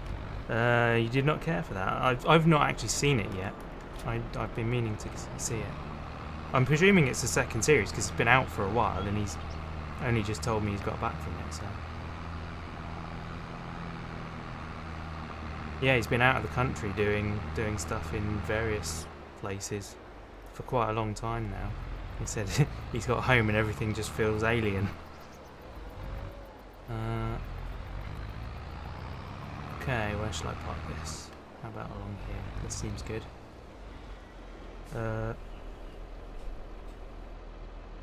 Not you. I was trying to be funny as Badger said back. Oh, I see. Oh, I see. Yes, Badger then. Badger, what are your snacks? Did I ask him for a hookup? No, I did not. I've come to the conclusion that film set life is not for me. Just having done a bit of it now and Yeah, just the incredible amount of expectation on you for long periods of time. You're doing like above 13-hour days quite frequently, and you don't get paid for a lot of that, and you're expected to do it for like 6 days a week, and then you only get about 8 hours on the day that you're not working. All kinds of stuff. Like, it's probably similar to your experience, Tango, but yeah, I sit here and weep silently. I know, I was just like... Stop describing my life, please. I'm playing a video game, I'm trying to forget about it. But in my 8 hours off. Yeah. But yeah, I've got too many friends that I'm just seeing their lives basically being wrecked by it. They just got no friends and no life of their own. And it's like, I can't really buy into this. It's not worth it, you know. If you're saving people's lives, then maybe. Getting paid in exposure, kiddo. Yeah, exactly. Exactly. Right. What needs doing now then? Cows need stroking. Do they? Do they actually need feeding? What have they got at the moment? They're alright for the minute. 13,000 litres. Oh, they've only got 5,000 of TMR, but that's not terrible. Okay. Chips and Pepsi. Excellent. Coke, you expect a visit from Pepsi Man. I'm afraid I'm a video game. Coke person, not a Pepsi person. What are you up to now? Running around the farm doing nothing, so I've just finished unloading those pallets. Okay. I think we may be in a position to move time forwards. Because we can't plant anything now. It depends what we want to plant. Next month we could do canola. Depends what we want. September we can do wheat and barley.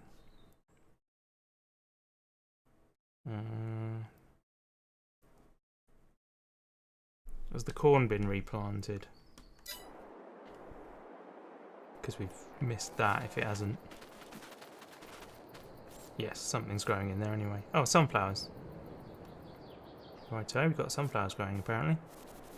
Did we plant those? I don't remember, but that's what we got. 2 fields worth. And a line of wheat. And we a line of... planted those by accident. I don't even remember who planted those fields. I don't know if it was me or you or even Amuga. I don't know. I can't imagine I'd make a mistake. Yeah. I'd never make a mistake in my life. Manure is full also. Yes, manure is full. That's a good shout actually. We could put manure on the empty fields now, couldn't we? Yeah. Would it be better to wait? This is going to encourage weeds to grow at this point, isn't it? Oh, weeds are going to grow whatever. It just means you've got an application down before you put a seed in the ground, and then you can do it straight away. I don't know. It doesn't really matter, I suppose. Yeah, let's do it. All right. Which tractor? Let's use. I think it only needs the smaller one. Let's use the case. No, that's not the case. That's the one. There it is. Oh, blimey, this thing is gonna die. It's so badly in need of work. We just don't have enough money to keep fixing it at the moment. We're in that phase where we don't have the money to fix it, but we don't have the money to replace it, so it's just irritating the whole time. Right, where are we? On the back. That rapid running... We do have a buttload of crops stored. Do we? Yeah. Okay, well, if you fancy selling stuff then, I'm not precious about waiting for the absolute most. So We've got 33,000 litres of wheat. We've got 54,000 litres of canola. okay. If you think the price is reasonable, then go for it. What month are we in? We are in July. It's the lowest it's going to be in July. So it'll be worth waiting until November to sell the canola at least. And sort of almost the same goes for wheat. Okay. So may as well hold on to it for now. Yeah, I mean, it's not like we haven't got any money. It's just that we don't have a good resource. Okay, let's start with this field then, I guess. Let's turn that off.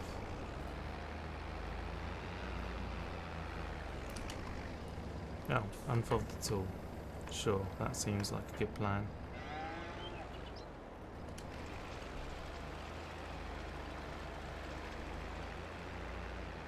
Oh, blimey.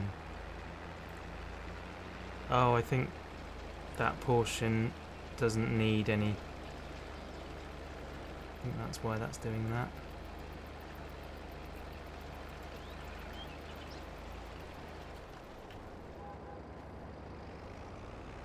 Ew, yeah, totally. Just casually drive over the cows. Yeah, totally.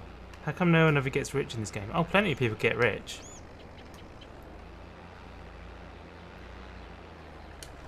It's actually not that difficult, really. Just depends, you know, if you, for example, just got like a big field of grass and just repeatedly did silage, you would get rich really fast. It's just the fact that we're diversifying quite a bit.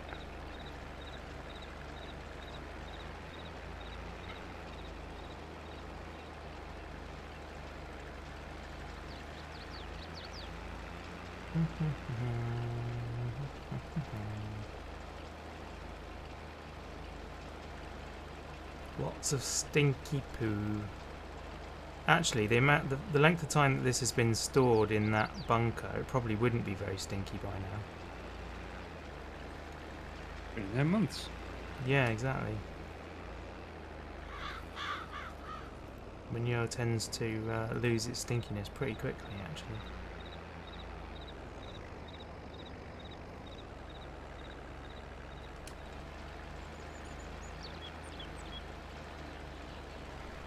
Gosh, this is going a lot further than I thought it would. Barely used half the load. I like that you use the stuff that we're not maxed out on. I thought you said manure was full. Cat said that yours full. Oh. Should have checked. I just Chat's always wrong. took it as read that they were right. You fool. That was your first mistake. Yeah. Who was it? It was Slurry that William. we're full on. It was William. That's your fault, William. It's usually Your fault for Warren's fault. listening. But nah, I don't ever accept responsibility for anything I do. You can get rich if you don't keep expanding your farmlands and equipment. Yeah, exactly. The game has so much to be bought. You usually get carried away. Yeah, totally. Gotta spend money to make money. I think we should buy a forage harvest. Right, let's fold that up then. And refill you.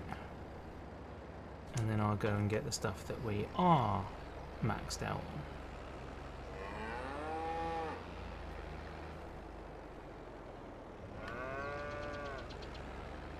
Yeah, if you continually expand, then technically you're asset rich rather than cash rich. Like William says, they do pay for themselves in the long run. It's just that you have to continue on to do the long run.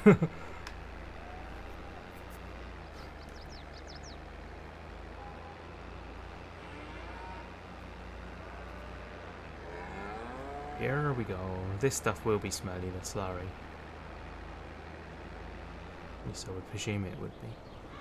Judgy.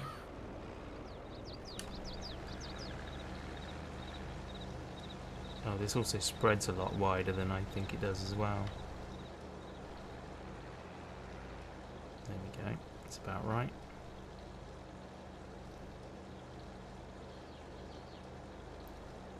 Your first thing was you bought a forage harvester. Only used to cut grass. Worst mistake. Cut the grass while you're waiting for your corn to grow. Yeah. Does it use the same header for grass as corn? I think it's a different one, isn't it? Different header, yeah. Yeah.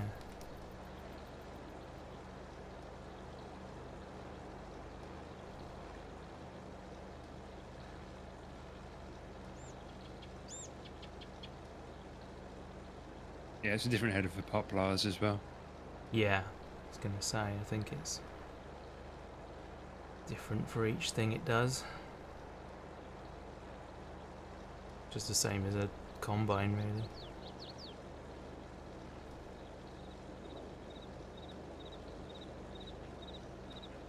What's the point? What does what do poplars break down into if you run them over with a forage harvester? Because I would have assumed wood chips, but coming out of a forage harvester, I wonder if it comes out as just forage. I think it comes out answer. as chaff, maybe? I don't know. I'm not sure, to be honest. I've never done it, and I've only seen it done into bales, I think. Grass header is also kind of narrow compared to most mowers. Yeah, that's true. I mean, you can get really big mowers on this. What are wood chips selling for? Wood chips are usually pretty appalling, to be honest. Again, this is like 1600 at the highest. third-hand knowledge. For 1,000 litres? I don't know. It's just what the graph says. There's no quantities on the graph. I think everything in the game is priced per 1,000 litres. Well, 1623 is the highest. Okay. That seems like quite a lot. But then I guess I don't know Milk how is much. 2200. Yeah. It depends how much you get out of an average tree, doesn't it? Got a field of poplars. I'm just scheming about how to make money. Yeah. Trouble is, your schemes so far involve investing in new equipment. Gotta spend money to make money.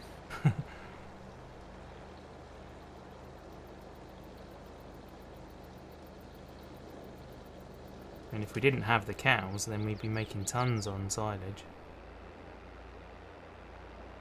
Excuse me. Some of my schemes have made us a great deal of money so far. Yeah, they have, that's true.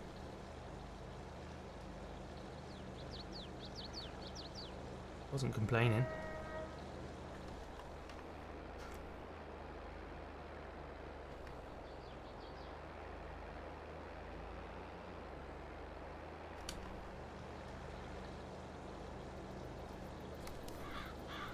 Feels about right.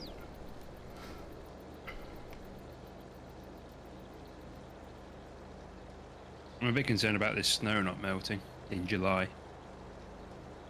Is there still snow there? Yeah. Amazing. Yeah, I also have questions about that. Unforeseen side effects of climate change. We have snow. Won't melt in July.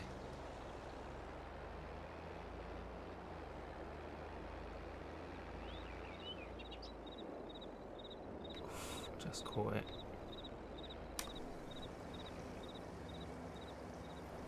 Could probably do that through the hedge, actually. I probably don't need to drive to there.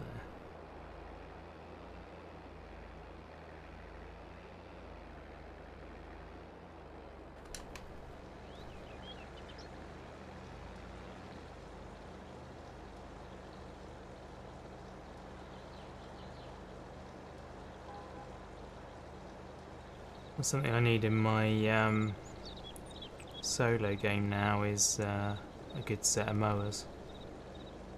I've got the front mower, but nothing else, and I haven't got the money for the rest yet, so I need to make the money somehow. I'm not sure if I can go through the pain of doing a big field of grass with just a front mower. Guess I could cut just enough to make the money. What are you doing? Baling it? Yeah, silage. Silage Put bales. put the mower on the front and the baler on the back. Yeah, that's what I've been doing up till now, but for such a large area of land, it feels like a lot. You finished adulting, have you? I heard you never finish adulting. I refuse to start. Yeah, same. I think that's a lot of my problems in life, to be honest. Might have some alternatives, saw some weird ones in the past. Yeah, so far what I've seen, granted I haven't actually hunted or looked, but what I have seen in my perusing is that they're basically the same as the in-game ones and similar priced. Everything looked pretty much identical. And I'm sure that is just my uneducated vision. Anything else need putting stuff on? Where are we? Fertilization. Come on. Soil composition, that's the one. So I've done all of those. Yeah, 3 and 18 need it. Might get away with one tank doing those, actually.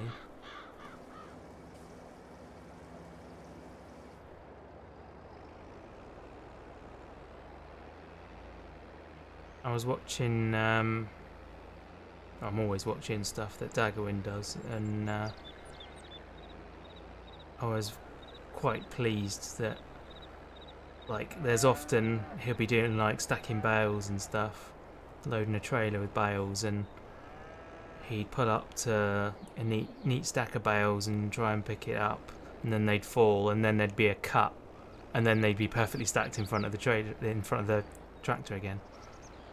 And he's clearly given up and used super strength to just stack them again, you know. But I kind of like that. I'm like, yeah, that's cool. If he does that, then I feel alright about the way I do things. Axe. Yeah. Brought you to the video game authorities.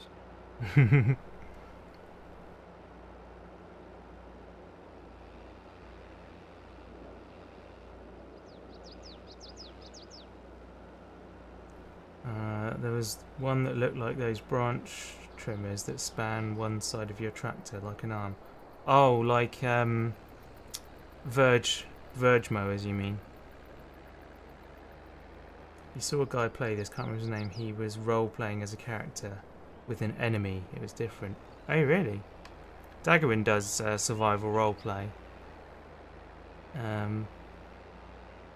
Yeah, he does a little bit of that. I wouldn't necessarily call it an enemy, it was just someone who was, you know, causing a bit of drama at the time. But yeah, just role-playing basically.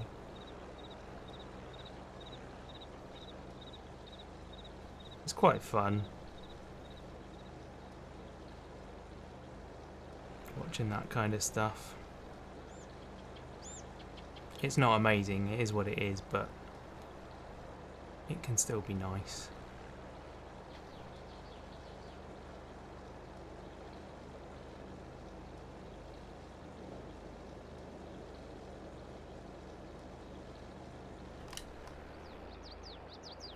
I've just started watching a guy called Clutch Simulations, actually.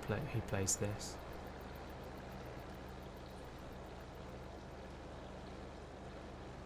Yet to decide whether I like his style or not.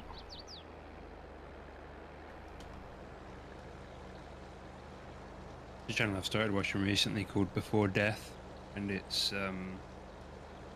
it's a couple of Tarkov streamers that I like, and then 2 other guys, and they've decided that they're going to climb every single mountain peak in Europe. Oh, nice. And they're live streaming some of it, and they're also doing like YouTube content from it. That sounds cool. Right, I've got 26% of this left. Let's see if it'll cover the field. I don't think it will, to be honest.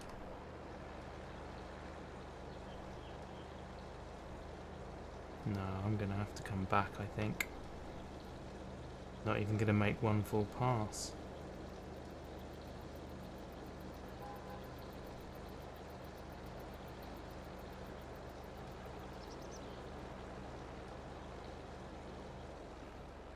Yeah, not quite.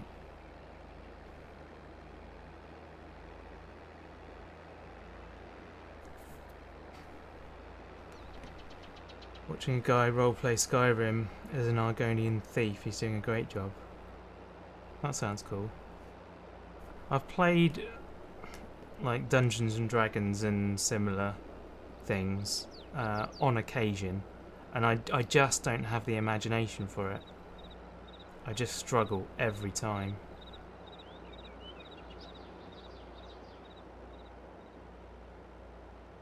Right,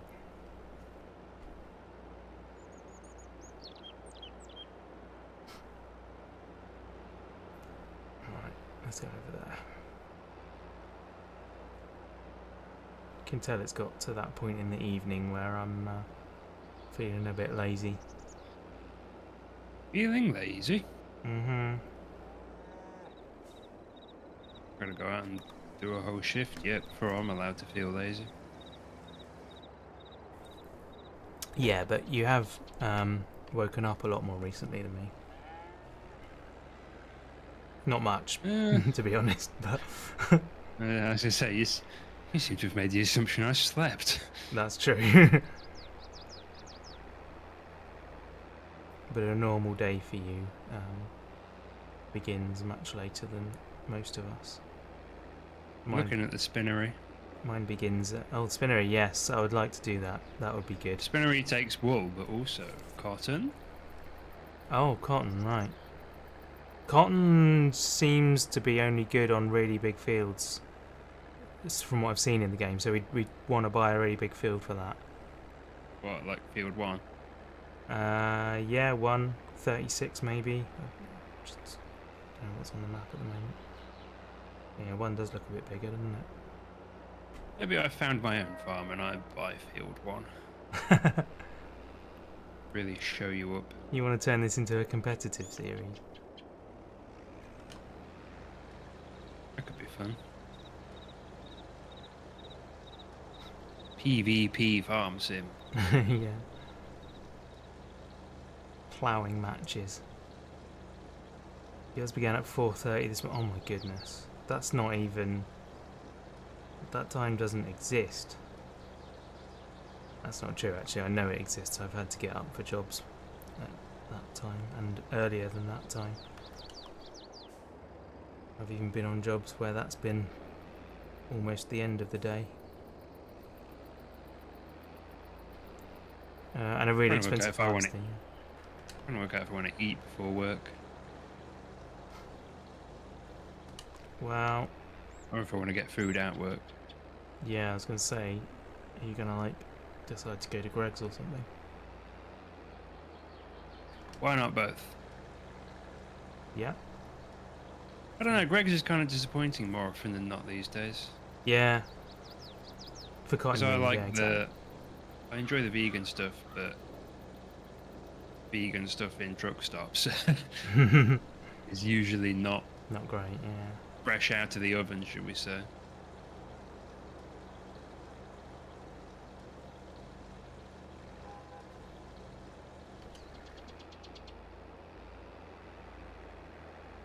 Okay. I'll Right. tell you what I do kind of want is McDonald's. I've not had McDonald's in months. I had a McDonald's breakfast yesterday, actually, for the first time I in can't ages. do McDonald's breakfast. Oh, really? There's nothing on their breakfast menu I like. Oh. I really enjoy it. The majority of the stuff that's on McDonald's menu, just as a whole, makes me feel unwell. Oh, right. I don't know what it is. I think it might be the oil they use to cook in. But the only thing I can really eat from McDonald's is just like the basic burger, the basic cheeseburger. Hmm. And I'm usually fine with that, unless they're particularly greasy. See, I'm the other But way yeah, around. The breakfast, I'm totally fine. I really enjoy the breakfast, but I if I eat a normal meal, pretty much any of the normal meals, then I feel unwell after I I've eaten it. I think they do just like a run of the mill bacon sandwich, and I had that Yeah, a few times, 1 or 2 times, and that's fine. But I feel like it's a little bit of a rip off because it's just like two weeny little rashers of bacon in some bread. yeah, Feel a bit shortchanged. yeah. For me, it's a sausage and egg McMuffin all the way. No, every time I've ever had one of them, I feel sick afterwards. All right. But my go-to is a coffee and 2 double cheeseburgers. Mm. Like my To be honest, I've not really been eating properly for weeks now because of anxiety stuff. So yesterday was kind of the first. I guess I've had a couple of things within a couple of weeks, but yeah, it was the first sort of major thing I'd had for a little while. So I was I've kind not of. had a lot of junk food recently, really, to be fair. I had a Subway the other day. I don't really count Subway as junk food, though. It's not that bad. I've never liked Subway. Every time I've tried it, it's just been plasticky to me. It's like, nah, I don't like it. Phantom Gaming is a channel. He just reacts to what's happening in the game to his characters. That's what makes it fun. Oh, so is it like improvised role play rather than because the one Daggerwin that I was telling you about, he writes the story, so he knows what's going to happen beforehand. You'll eat a McMuffin if on a road trip and very hungry. Fair enough. Used to love Subway tuna.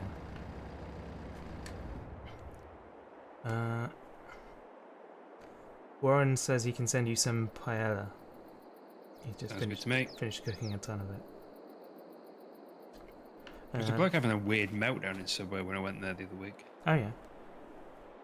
Like, this bloke wearing typical sort of office garb was like making a big deal over how the price on the wall, like the posted price, was higher than the price he was being asked to pay.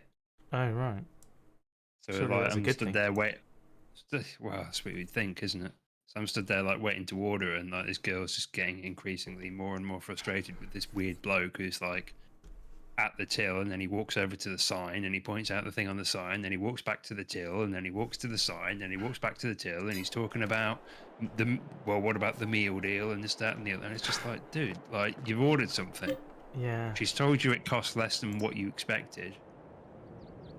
Like, what's the problem? Just like. And then like, at one point when he was walking back and I don't know why he felt the need to walk back and forth between the board on the wall and the cash register, but at one point he like either walked into or knocked against like the crisp basket that was hanging on the edge of the counter and knocked it off, and like 30 packs of crisps went all over the floor. And then he started picking that up, and he's picked up the basket thing and couldn't work out how to reattach it. I'm just like, dude, come on.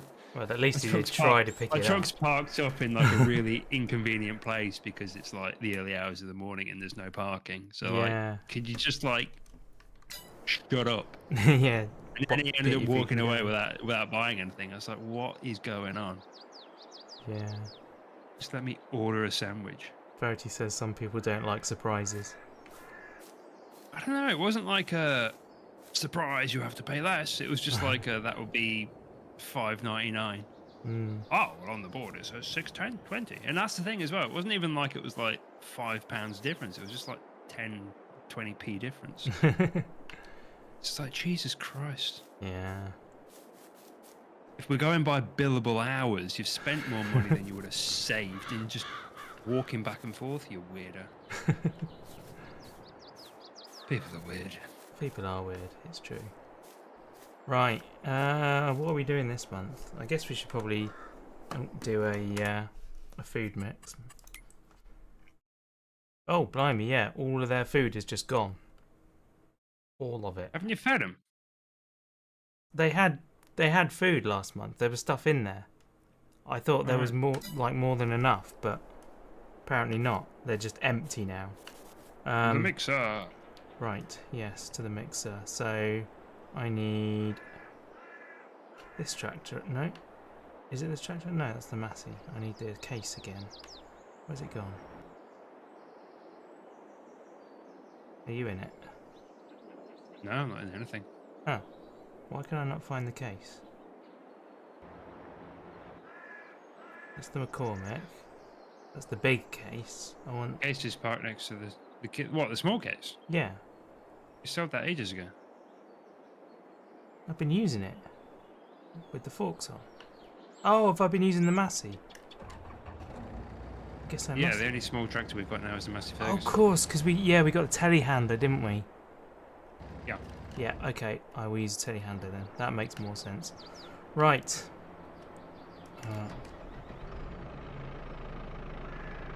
Cool. Right, it doesn't have a bale spike. Oh, it's over there. Let's get that on then. The thing's in the way. Could you grab a tractor to turn the mixer on? Already on it. Thank you. Can I grab that? Yes, I can grab that.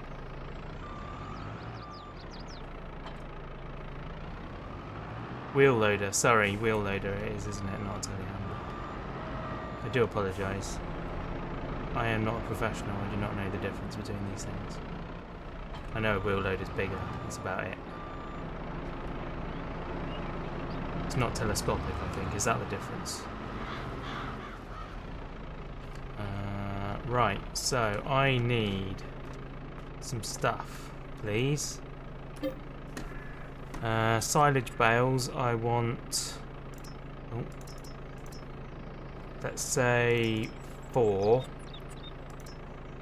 Then I want...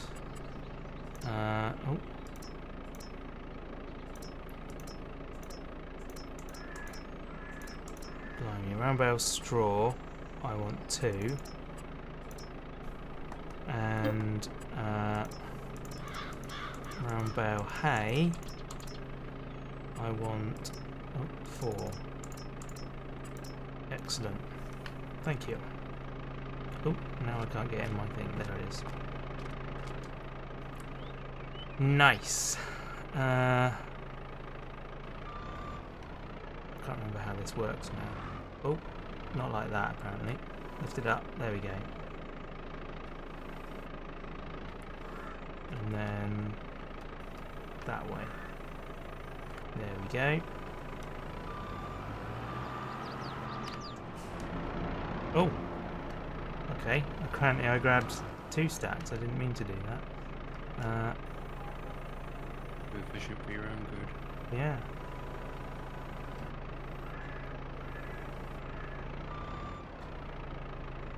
Lovely. Were we able to plant soybeans? Yeah, should be able to. Might be worth planting some of them because they're worth more money at different times of year to all the other crops we already have. Oh, okay. Would be a nice little way of diversifying. I mean, I don't think the game really cares, but you're supposed to rotate, aren't you? You're supposed to have different crops in the field. I know every 3rd rotation you're either supposed to leave the field fallow or put oilseed radish in it. Right. Oilseed radish is, isn't it a cover crop? Yeah, it's Just like fertilizer, one that you turn into the soil. Yeah. Wheel loader do this job admirably. You use telehandlers all the time. They tend to tip when overloaded. Yeah, they're not as heavy machines, are they? Right, I believe that should be 1 load.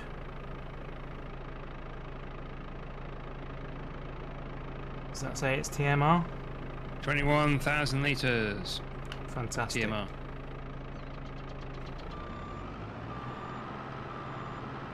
That worked beautifully then.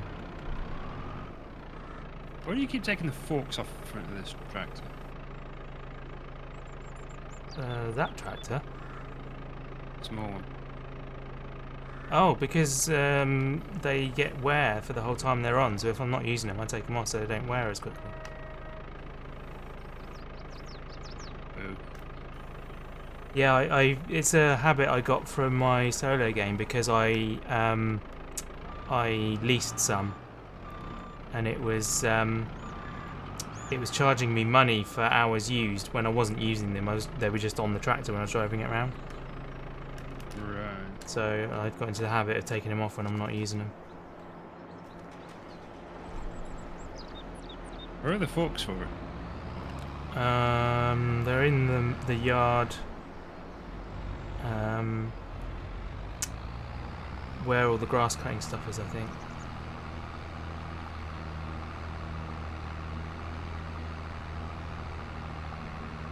Somewhere around there.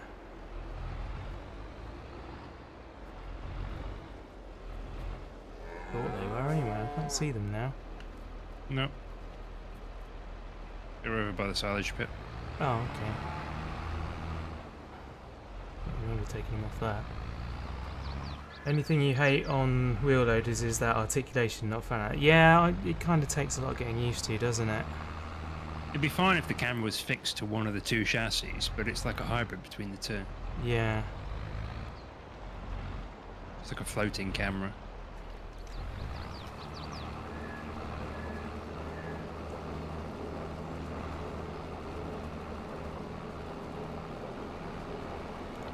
The other thing we could do, seeing as we got a lot of slurry, is to put some straw in for them.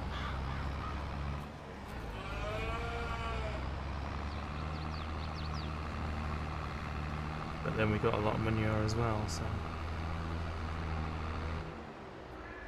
Last I checked, we were only half full of manure. Right. And you've been spreading it since. Yeah, fair enough. Might be worth it then. Yeah, there is a lot to learn with this Warren. It's not too bad though. And you do actually learn it as you go. A lot of it anyway.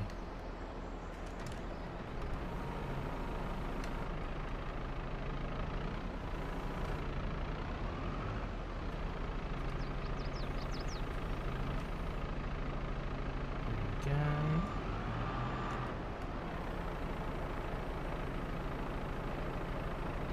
I'm going to squeeze by between you and the trailer.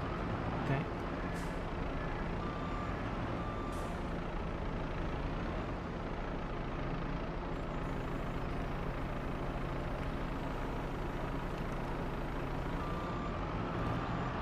And again.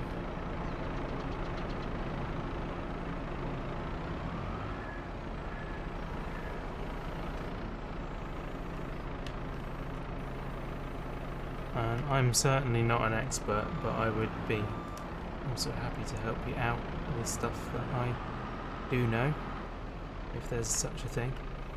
One of the chassis also has no grip when the other is bending. Oh really? That seems a bit dodgy.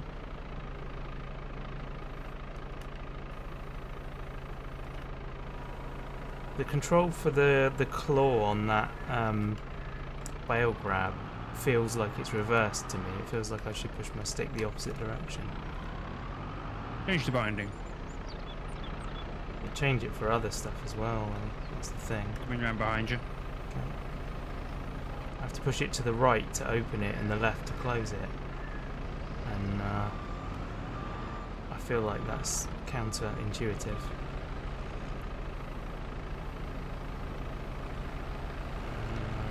Right. Should we turn that off?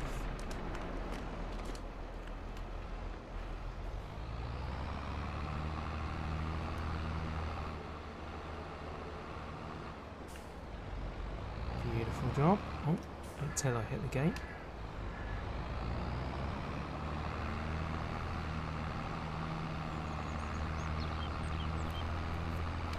I mean, to be fair, Warren, you've watched a lot of my videos on Farm Sim, so you pretty much know all the things I know anyway. I guess I've done quite a lot of streaming it over the last few years as well. But, yeah, I still get everything wrong most of the time.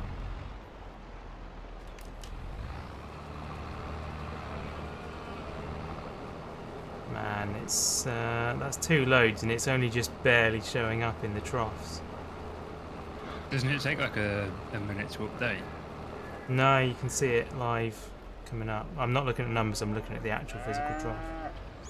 Oh, okay. You can watch it. Oh, well, the physical trough might be a bit different. Yeah. Because it's like a modded map, so the troughs aren't really particularly good.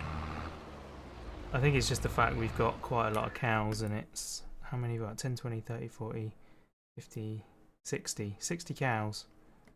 I don't know what the capacity is. 100, I think. Blimey. Might be wrong. So yeah, they now have about a quarter, maybe a third. I don't. Should I just mix up a load and just fill it? I mean, we're rapidly running out of room in the warehouse, so there's no harm in having some, because it's not going to be used for anything else, is it? No. Tell me more about controls. Yeah, no worries. Again, I'm not sure I'm the right guy to ask about that, to be fair. There's tooltips. I always have them turned on, so I always forget controls as well. Yeah, I turn them on and off as I go. Right, so let's do... If that was about a quarter or a third, then we want maybe 3 more loads, 4 more loads, so that would be... Let's get 3. Let's start with 3.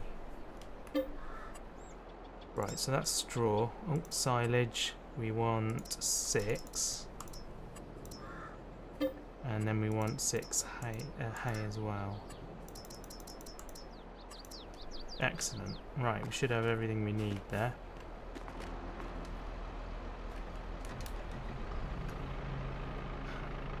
When did Stream start having ads?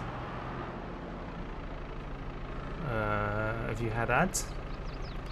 That's not good. Maybe I pressed something wrong when I set it up. I mean, you should have them at the beginning. Have you got one in the middle? Just had 2. Huh. Okay, I will check that. I may have incorrectly ticked a box or something. I thought as a member you didn't have ads anyway. Is that not how it works?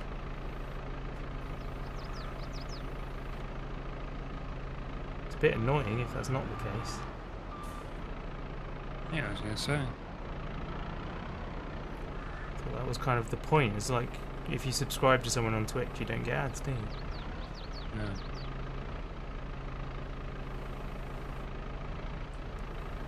I expect it's a setting that I've done accidentally. It usually is more often than not. I think only premium has no ads. Oh, right. I'm on premium and I've seen no ads. Yeah, same. Yeah, as expected. Oof. Wow, one of the claws just didn't let go then, and then right at the end it sprung. How much does membership cost? I actually don't know. Warren, how much does membership cost? It's like, is it £2.50, £3, something like that? You just saw 2. There's a couple earlier you forgot to mention. Okay.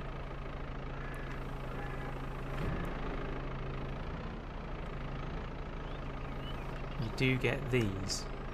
Oh yeah, you get the icons. That's true.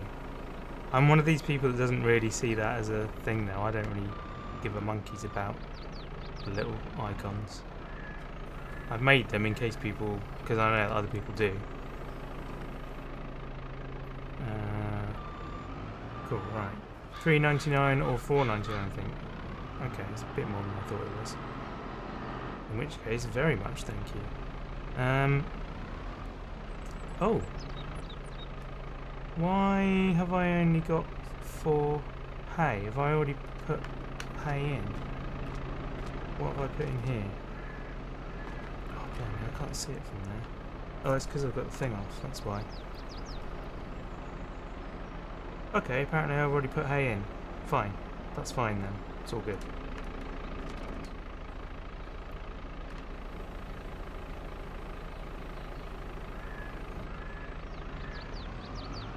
So I just need 1 straw to pad it out, and that will be that. Oops. Oh, blimey.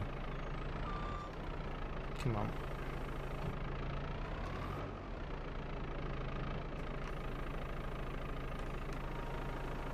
$3.99. Okay. So it depends. It might be $3.99 in Verity, or it might be the equivalent in US dollars, which is what would that be? £3.99, probably about £3.20 or £3.50 or something. Sorry, $3.50. Don't know what the pound is worth at the moment. It's not very much after flipping Liz Truss.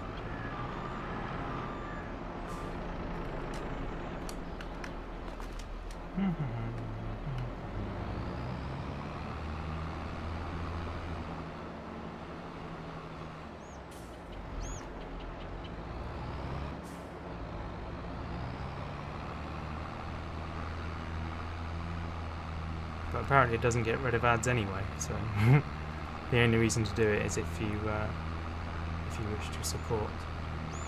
It is we don't trust, actually. So how do they justify, like, wouldn't you just make a Patreon?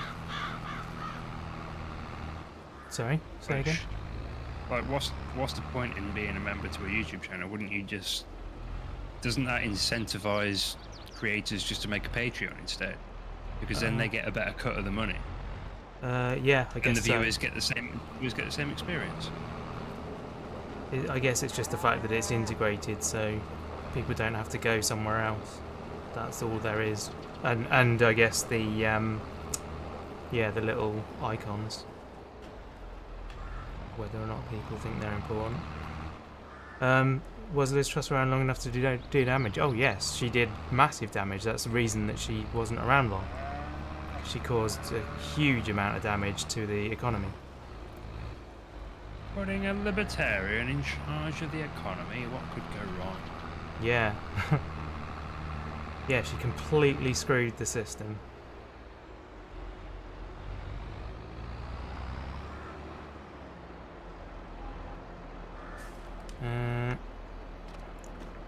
£1.24 to $1.24 to the pound. Yeah, somewhere close to it. Yeah, I remember when I went to LA, everything was like astronomically expensive. Yeah.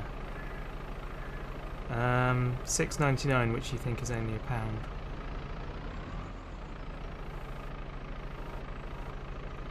Okay, so yeah, but the economy is very different where you are, isn't it? So struggling to remember where everyone is right now. You set the price on Patreon, but YouTube prices are region specific.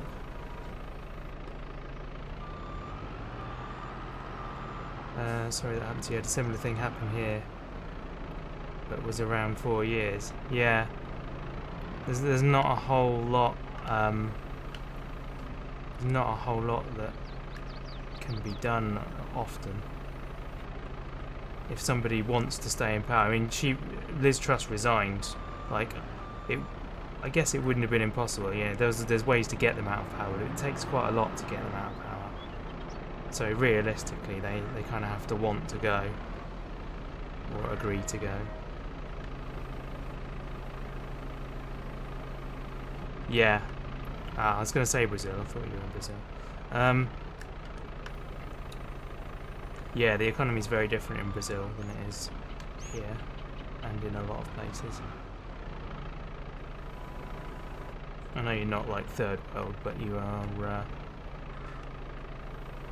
in a climate that is much more difficult.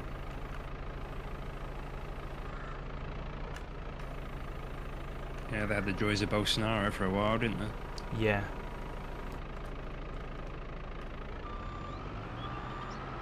Prices just starting to come down a little in the last month or so.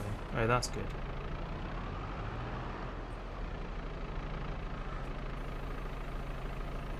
What the world needs now is for the whole Russian situation to get resolved. It would help a fair bit, I think. Vote Tango, that's what I say. I'd vote for you.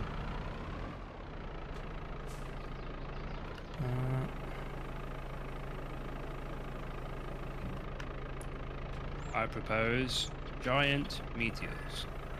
I want to vote for the Monster Raving Loony Party, but they don't have representation around here.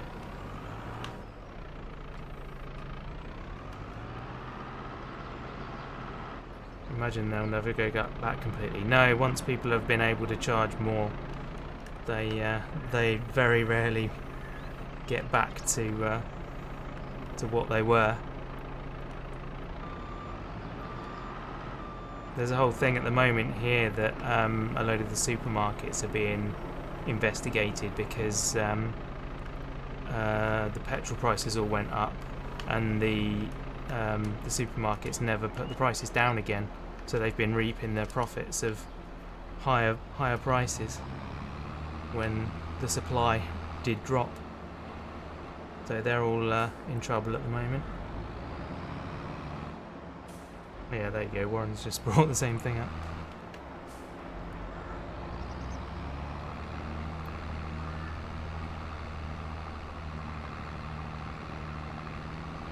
I'm fed up of talking about the real world now. It's not fun. Let's talk about different things. Let's talk about positive things, if there are any.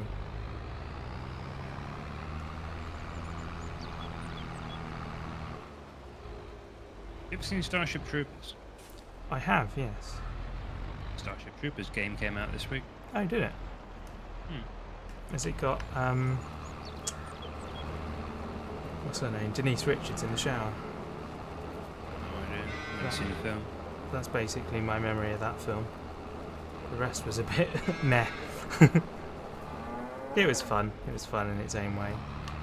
I don't think it was ever meant to be an Oscar winner, you know. Back to Farmland Gate. You like the red trailer? It's the feed mixer. It's fun.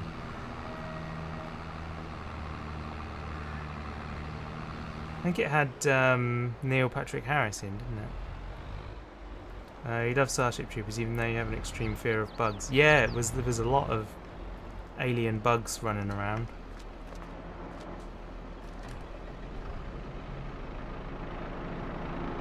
Basically what it was, wasn't it? It was just fighting some bugs in space, or on a alien planet.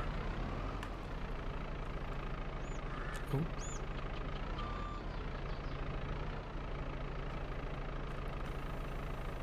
Oh no, that didn't get the top one. Oh come on! Yeah, I'm not a fan of this. Can we? Is there a way to turn this off? No, you can't turn it off on this. I guess there's no normal steering, so it wouldn't work. That is the steering. Yeah. There we go, I think I got it. It's not the steering that messes me up, it's the camera. Yeah. So it doesn't pivot around either of the two axles. Seems to be stuck with the cab, from what I can tell.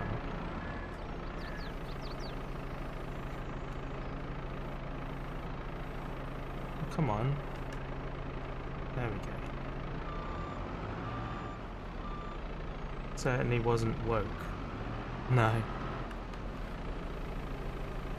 Tank steering would be fine. Yeah, that'd be fine. Arachnid warriors, brain-sucking slugs. Nightmare fuel. Totally.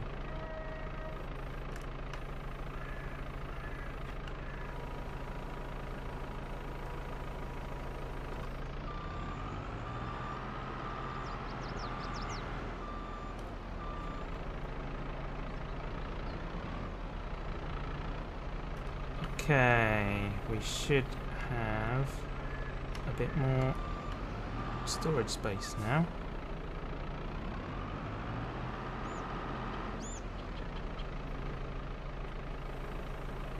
We do have a lot of, is it lime in there? Yeah, well we don't. No, The it's problem is each of those pallets only have like 80 litres in. yeah. But when we buy the auger trailer, we can dump it all in there. Yeah.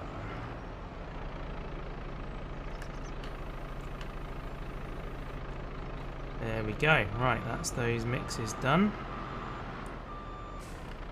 Now hopefully we won't have to worry about the cows for a little while. Oh, I was going to do some straw as well, wasn't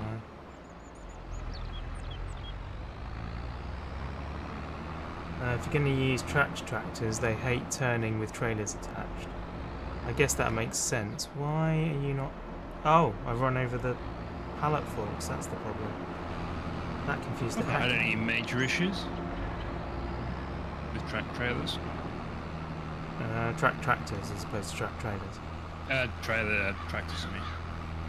Yeah, I found there to be any issue with tracked vehicles in this game. Well, I think it depends what you're doing with them, because tracked vehicles notoriously are able to turn on the spot, but obviously you wouldn't want to do that with a trailer attached, because you're effectively dragging the trailer sideways. So if you turned while moving, as is recommended, because in real life, if you turn on the spot with them, they tend to tear up the ground. So unless you're on like real good concrete or whatever, you wouldn't want to do it. The half-track ones don't turn on the spot anyway. Do they not? No. No, I suppose they wouldn't. What are they even good for? They're good for like mud and stuff. They're good at What, tracked vehicles? yeah, Yeah, spreading weight. yeah, exactly. It's higher surface area in contact with the ground. So if you've got uneven terrain or yeah, mud and gravel and that kind of stuff, then they'll do that easily, somewhat easily. Right. That is that. So not much use for farm sim. Well, given that we don't have dynamic ground, not really. It's more of a aesthetic thing. We want the straw bales. We've got 20 of those. So if I get like 4 of them, that'll do. I don't know why I just disconnected that tractor, actually. Gonna need it. Just looked in it for 22, yeah, totally. Also cannot use front attachments. Oh really? I didn't notice that. Never observed that. We can. Yeah?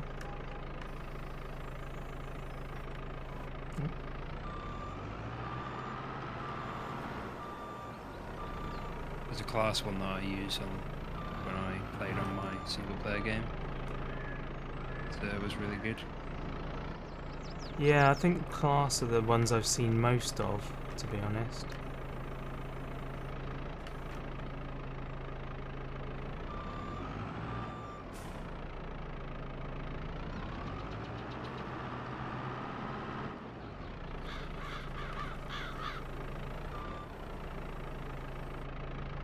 Do you get straw out of soybeans? Don't believe so. It's just wheat and barley, is it? And sorghum, I think. Do you? There's 3.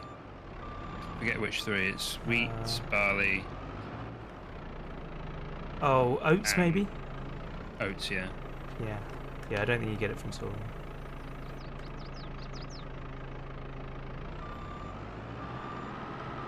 Class or Fent 1000, which still have the PTO. Cool.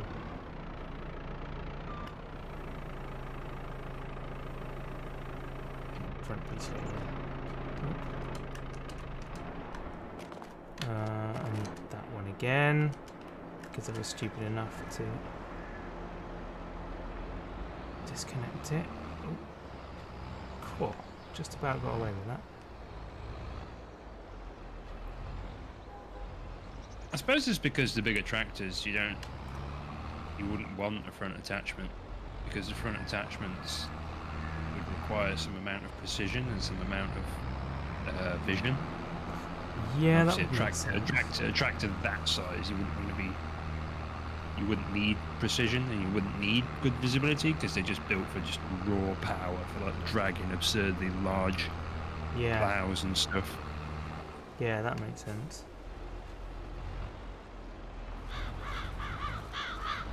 Is this right? Yeah, there we go. I always forget you can use that to shred bales, hay bales. Yeah. Well, straw bales. I don't know what.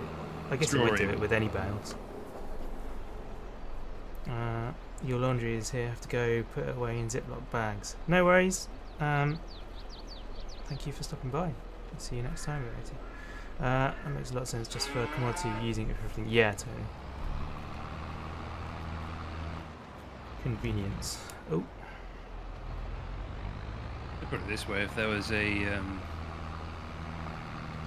market need for massive tractors to have front attachments, Yeah, then I more don't see any reason why the manufacturer wouldn't sell them with attachments. Yeah, totally. Supply and demand, innit? You demand it, they'll supply it. Oof.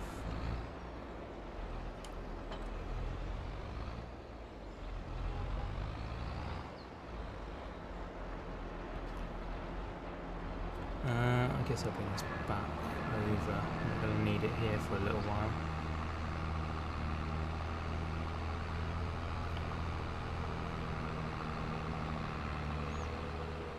Rami, what does the weeder work on? Is it small weeds or large weeds? Small.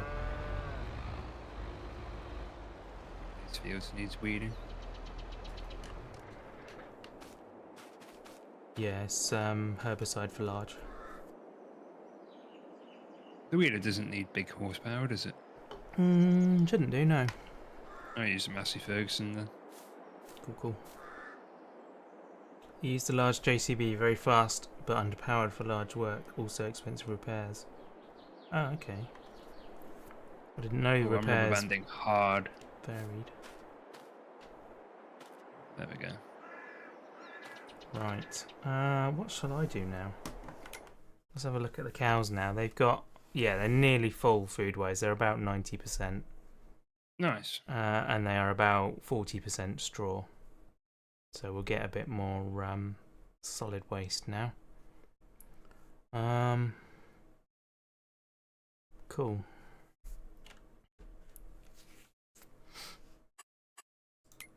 Repairs are based on the tractor price, so the larger the worse it gets. Ah, okay. So yeah, the fact that it's a JCB doesn't make a difference. It's just the fact that it's an expensive one. Right. How are we doing? Let's go to growth stage. So all of those fields are currently empty. We are in a month where we can only plant canola, so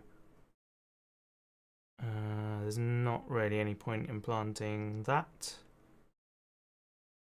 because that's a whole year gone then if we which we then couldn't grow anything else in. So next month is wheat and barley. So yeah, we can't really do soybeans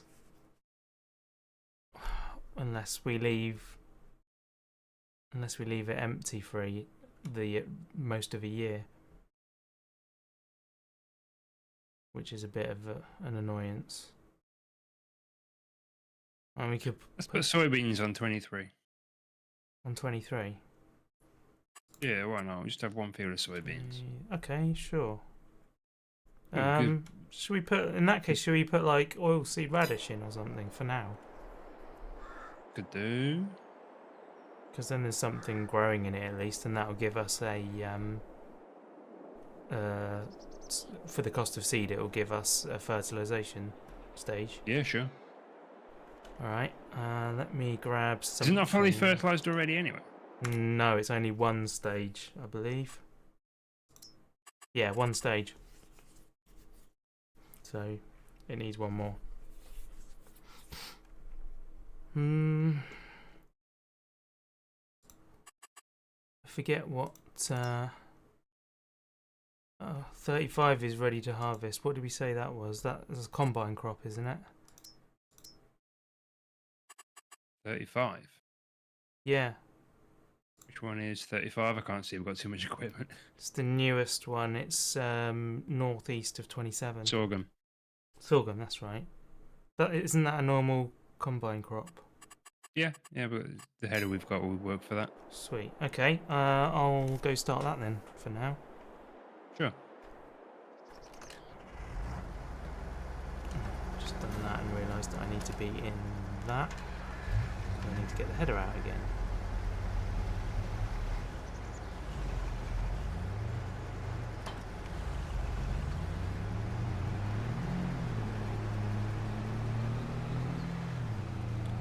I don't even know how you get to that field.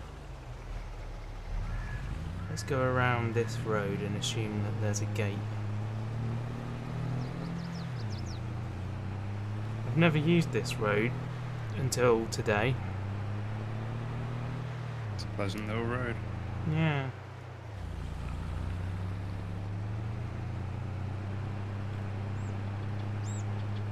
So I guess it would probably be worth buying 25 at some point. Buy it all, is what I say. Yeah. Yeah, there we go. There is a gate there. Oh, come on. Are you going to open into the field? Of course you are. Because why would you make it easy? Right. I need you then to go that way. So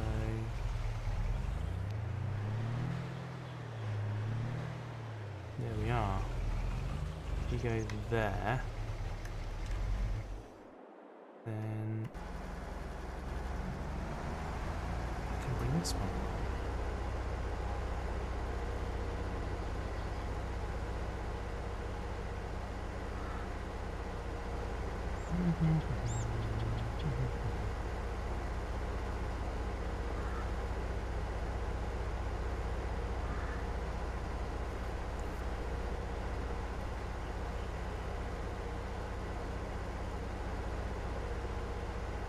Forget how slow harvesters are.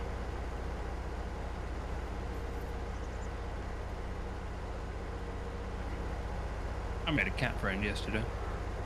Yeah? A local When I arrived at one of my delivery places, there was a cat watching me. Oh, nice. Isn't too unusual. I see cats every now and again.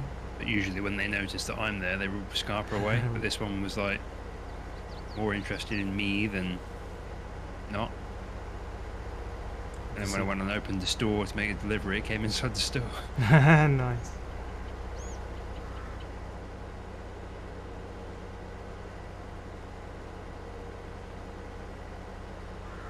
Obviously a slow day in the cat world. This has got weeds in it, but it's a free crop anyway, so not really. I mean, you can't do anything once it's at harvest stage anyway. I don't think anything works, does it? No. So it is what it is. It will be a relatively low yield. I think it was fully fertilised though. I think it's only the weeds that are the issue. This header is not working. Yeah, this is not harvesting this field. Check the store page, see what it says for the header. Okay. That's the wrong button. That one. Okay. No, don't sell it. That's not what I wanted. What am I looking for? Let me see the crop. So the crop is sorghum, which is lots of little ones on a stalk. Okay.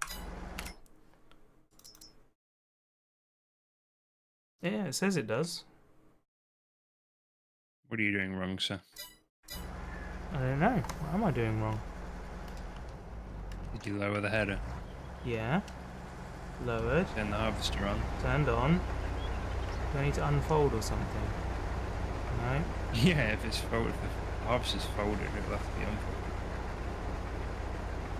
No, it's just not touching it. Oh! It's got 57% of another crop in it. That's the problem.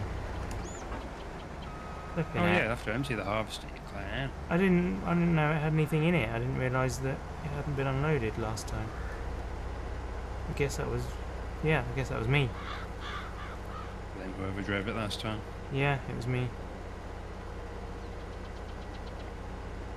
I finished the field and just thought, yeah, I'm done now. Put it away. I washed it and put it away. Didn't even think.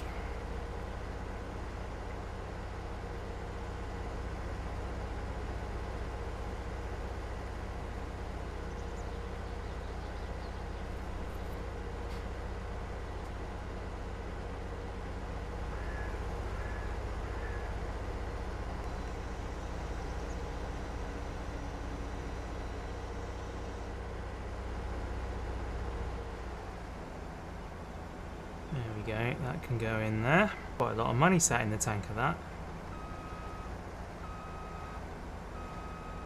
Here's hoping.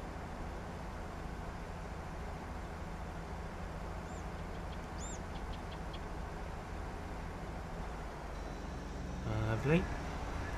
Right, let's try that again, shall we?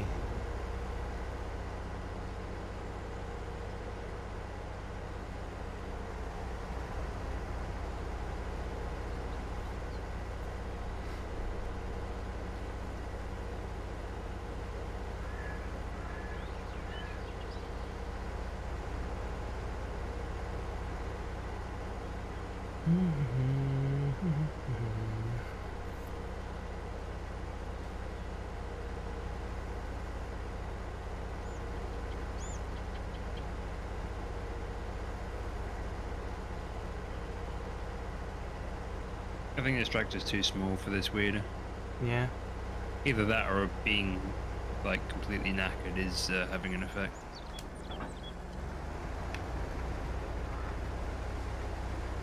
That's more like it.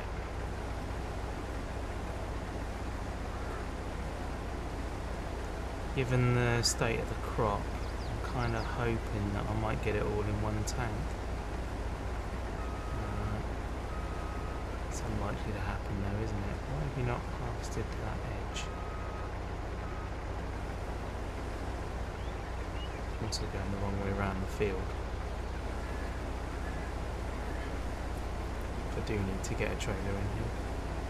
Definitely something calming about watching this. What, even the way we play it? Where's this we coming from? I'm doing fine.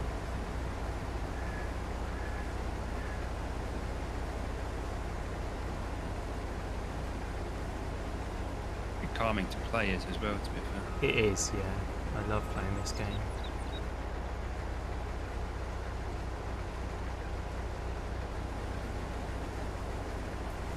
Harvesting all these weeds.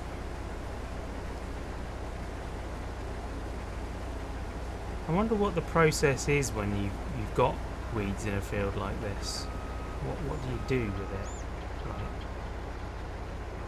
does the combine filter it somehow, or is it another stage later on?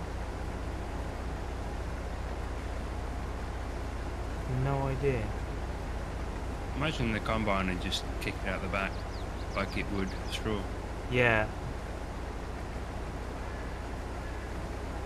Because the blades of the combine just pick the fruit. And Yeah, they then take the fruit, everything don't else just gets ripped.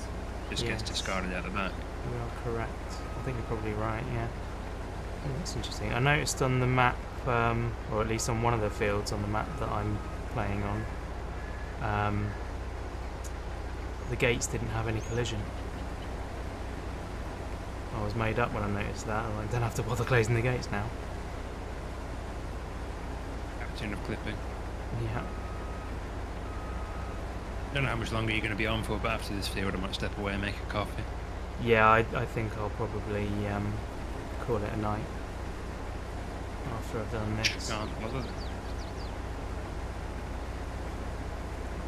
Watching machines work is weirdly calming, yeah. I find the corn headers really mesmerising. Yeah, I could go with that. They are a good watch. Just seeing the stuff, I love watching the stuff flying. I don't know how they work in real life, whether it's the same as the game, where the headers sort of autonomously know where the trailer is, and it's always pointing at the right spot. It'll be controlled from in the cab, I expect. Oh, come to think of it, they might actually be autonomous. Yeah, that's what I was wondering. Because the track, I'm sure a modern tractor will know what position, what angle the trailer's at. Yeah, they're usually... But once you set it, it'll probably track it as you turn. Yeah.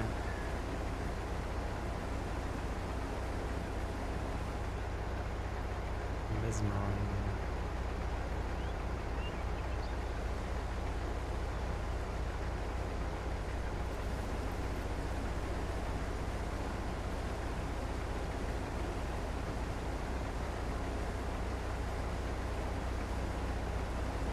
Might be worth buying a roller for all these stones. Yep. If you don't want to pick them up anymore and turn them into lime. But you can't pick up the small ones, can you? Oh, are they too small? I assume so. Some of them look very small. It looks like I'm going to fit the whole field in here, so that's good.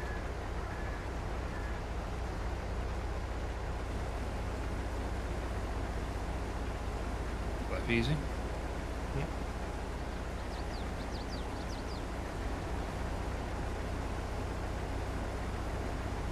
Yeah, so I reckon probably the next thing might be good to do is to get sheep and then work towards that spinnery. Yeah, and then work towards clothing. Yeah. Then big money. Yeah, the Same work towards sheep. We have everything we need for sheep, don't we?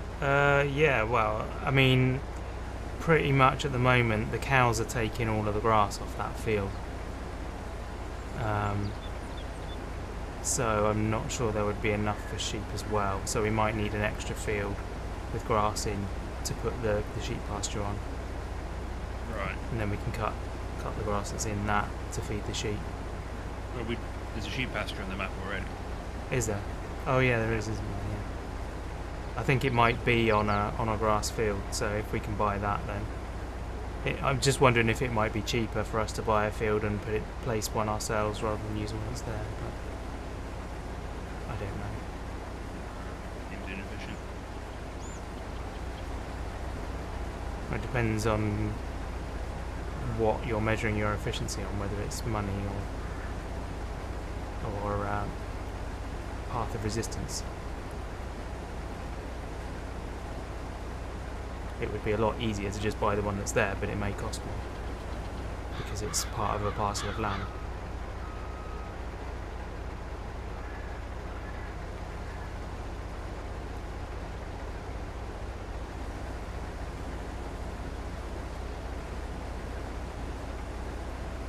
The field where we've got the store and the dairy, might be worth planting that as grass. Yeah, we could do that, and like I say, Well, basically double the amount of grass we've got yeah, and we could put until we start putting more buildings on it. yeah, we could even put the sheep in there as well. Right, there we go.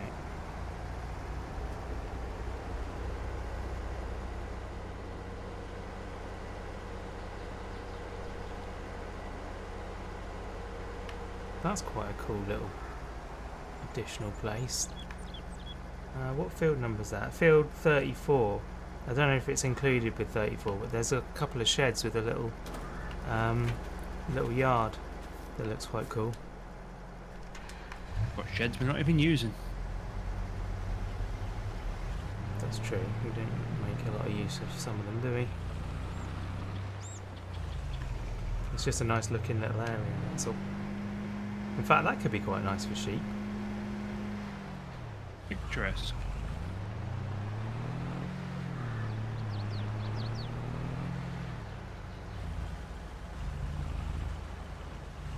The wool is dispensed as pallets, isn't it? Yes. Very straightforward then. Yep. Nice and easy.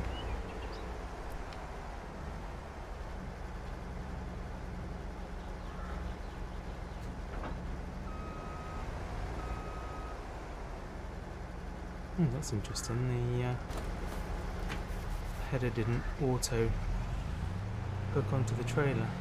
Obviously not close enough. Oh well, it'll be fine.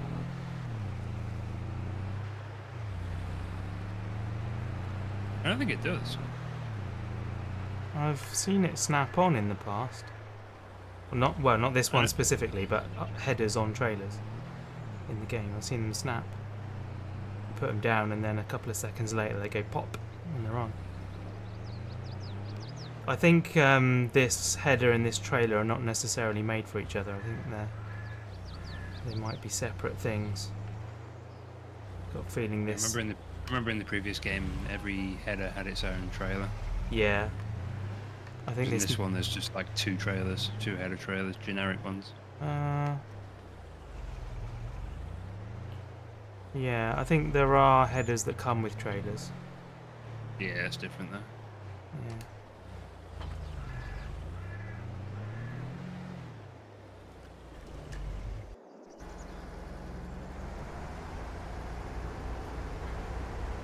Right, let's remember to empty this time.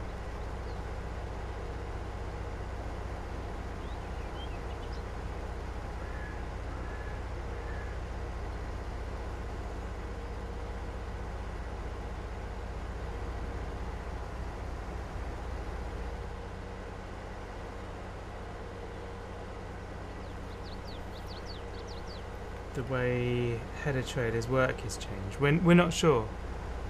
It may Yeah, have because done. in the previous game, if you put a header on a trailer, it would just float around loose. Right. Now in this game, there's like a magnet effect, where if you put a header down on a trailer, it's like magnetized to it basically. So in the previous game, if you like jacking off the trailer by accident, or you went round a corner too quick, the header would like roll off the trailer. It'd be a pain in the ass. Whereas in this game, like it there's like a quality of life change they've made where it effectively is strapped down to the trailer. Yeah.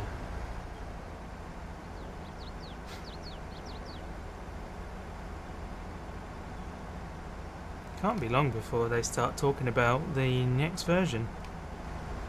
Maybe.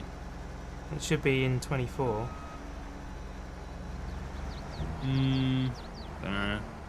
They may change the release schedule, because this one released on a different schedule during COVID, didn't it? So Yeah. if they're still, because they've recently come out with new DLC, haven't they? Yeah, there was a DLC. I don't know, maybe. I would have thought. With this being on a new engine as well, I expect there's a much bigger cost with developing this one, so they may want it to run longer. That's fair, I suppose. But if they do revert to their normal schedule, then you'd be expecting it around November next year. So you effectively still got 2 years in the game. I think finances will dictate it more than anything. Yeah, probably. Okay, right. I'm done. Are you done? I've just finished weeding, yeah. Cool. In that case, I think this is where we will call the stream. Fair enough. So, yeah, thank you very much for watching, people. Appreciate it. Please, go check out Tango on twitch.tv. And That's me. Might be streaming tomorrow. Ooh, Depending on how work goes. And, join us again. Just hope they go with the price change. What, it'd been dropping it. Be nice. I mean, be nice if everything was cheaper, wouldn't it? I'd be surprised if they dropped the price. But anyway, we'll see you guys in another stream soon. Bye.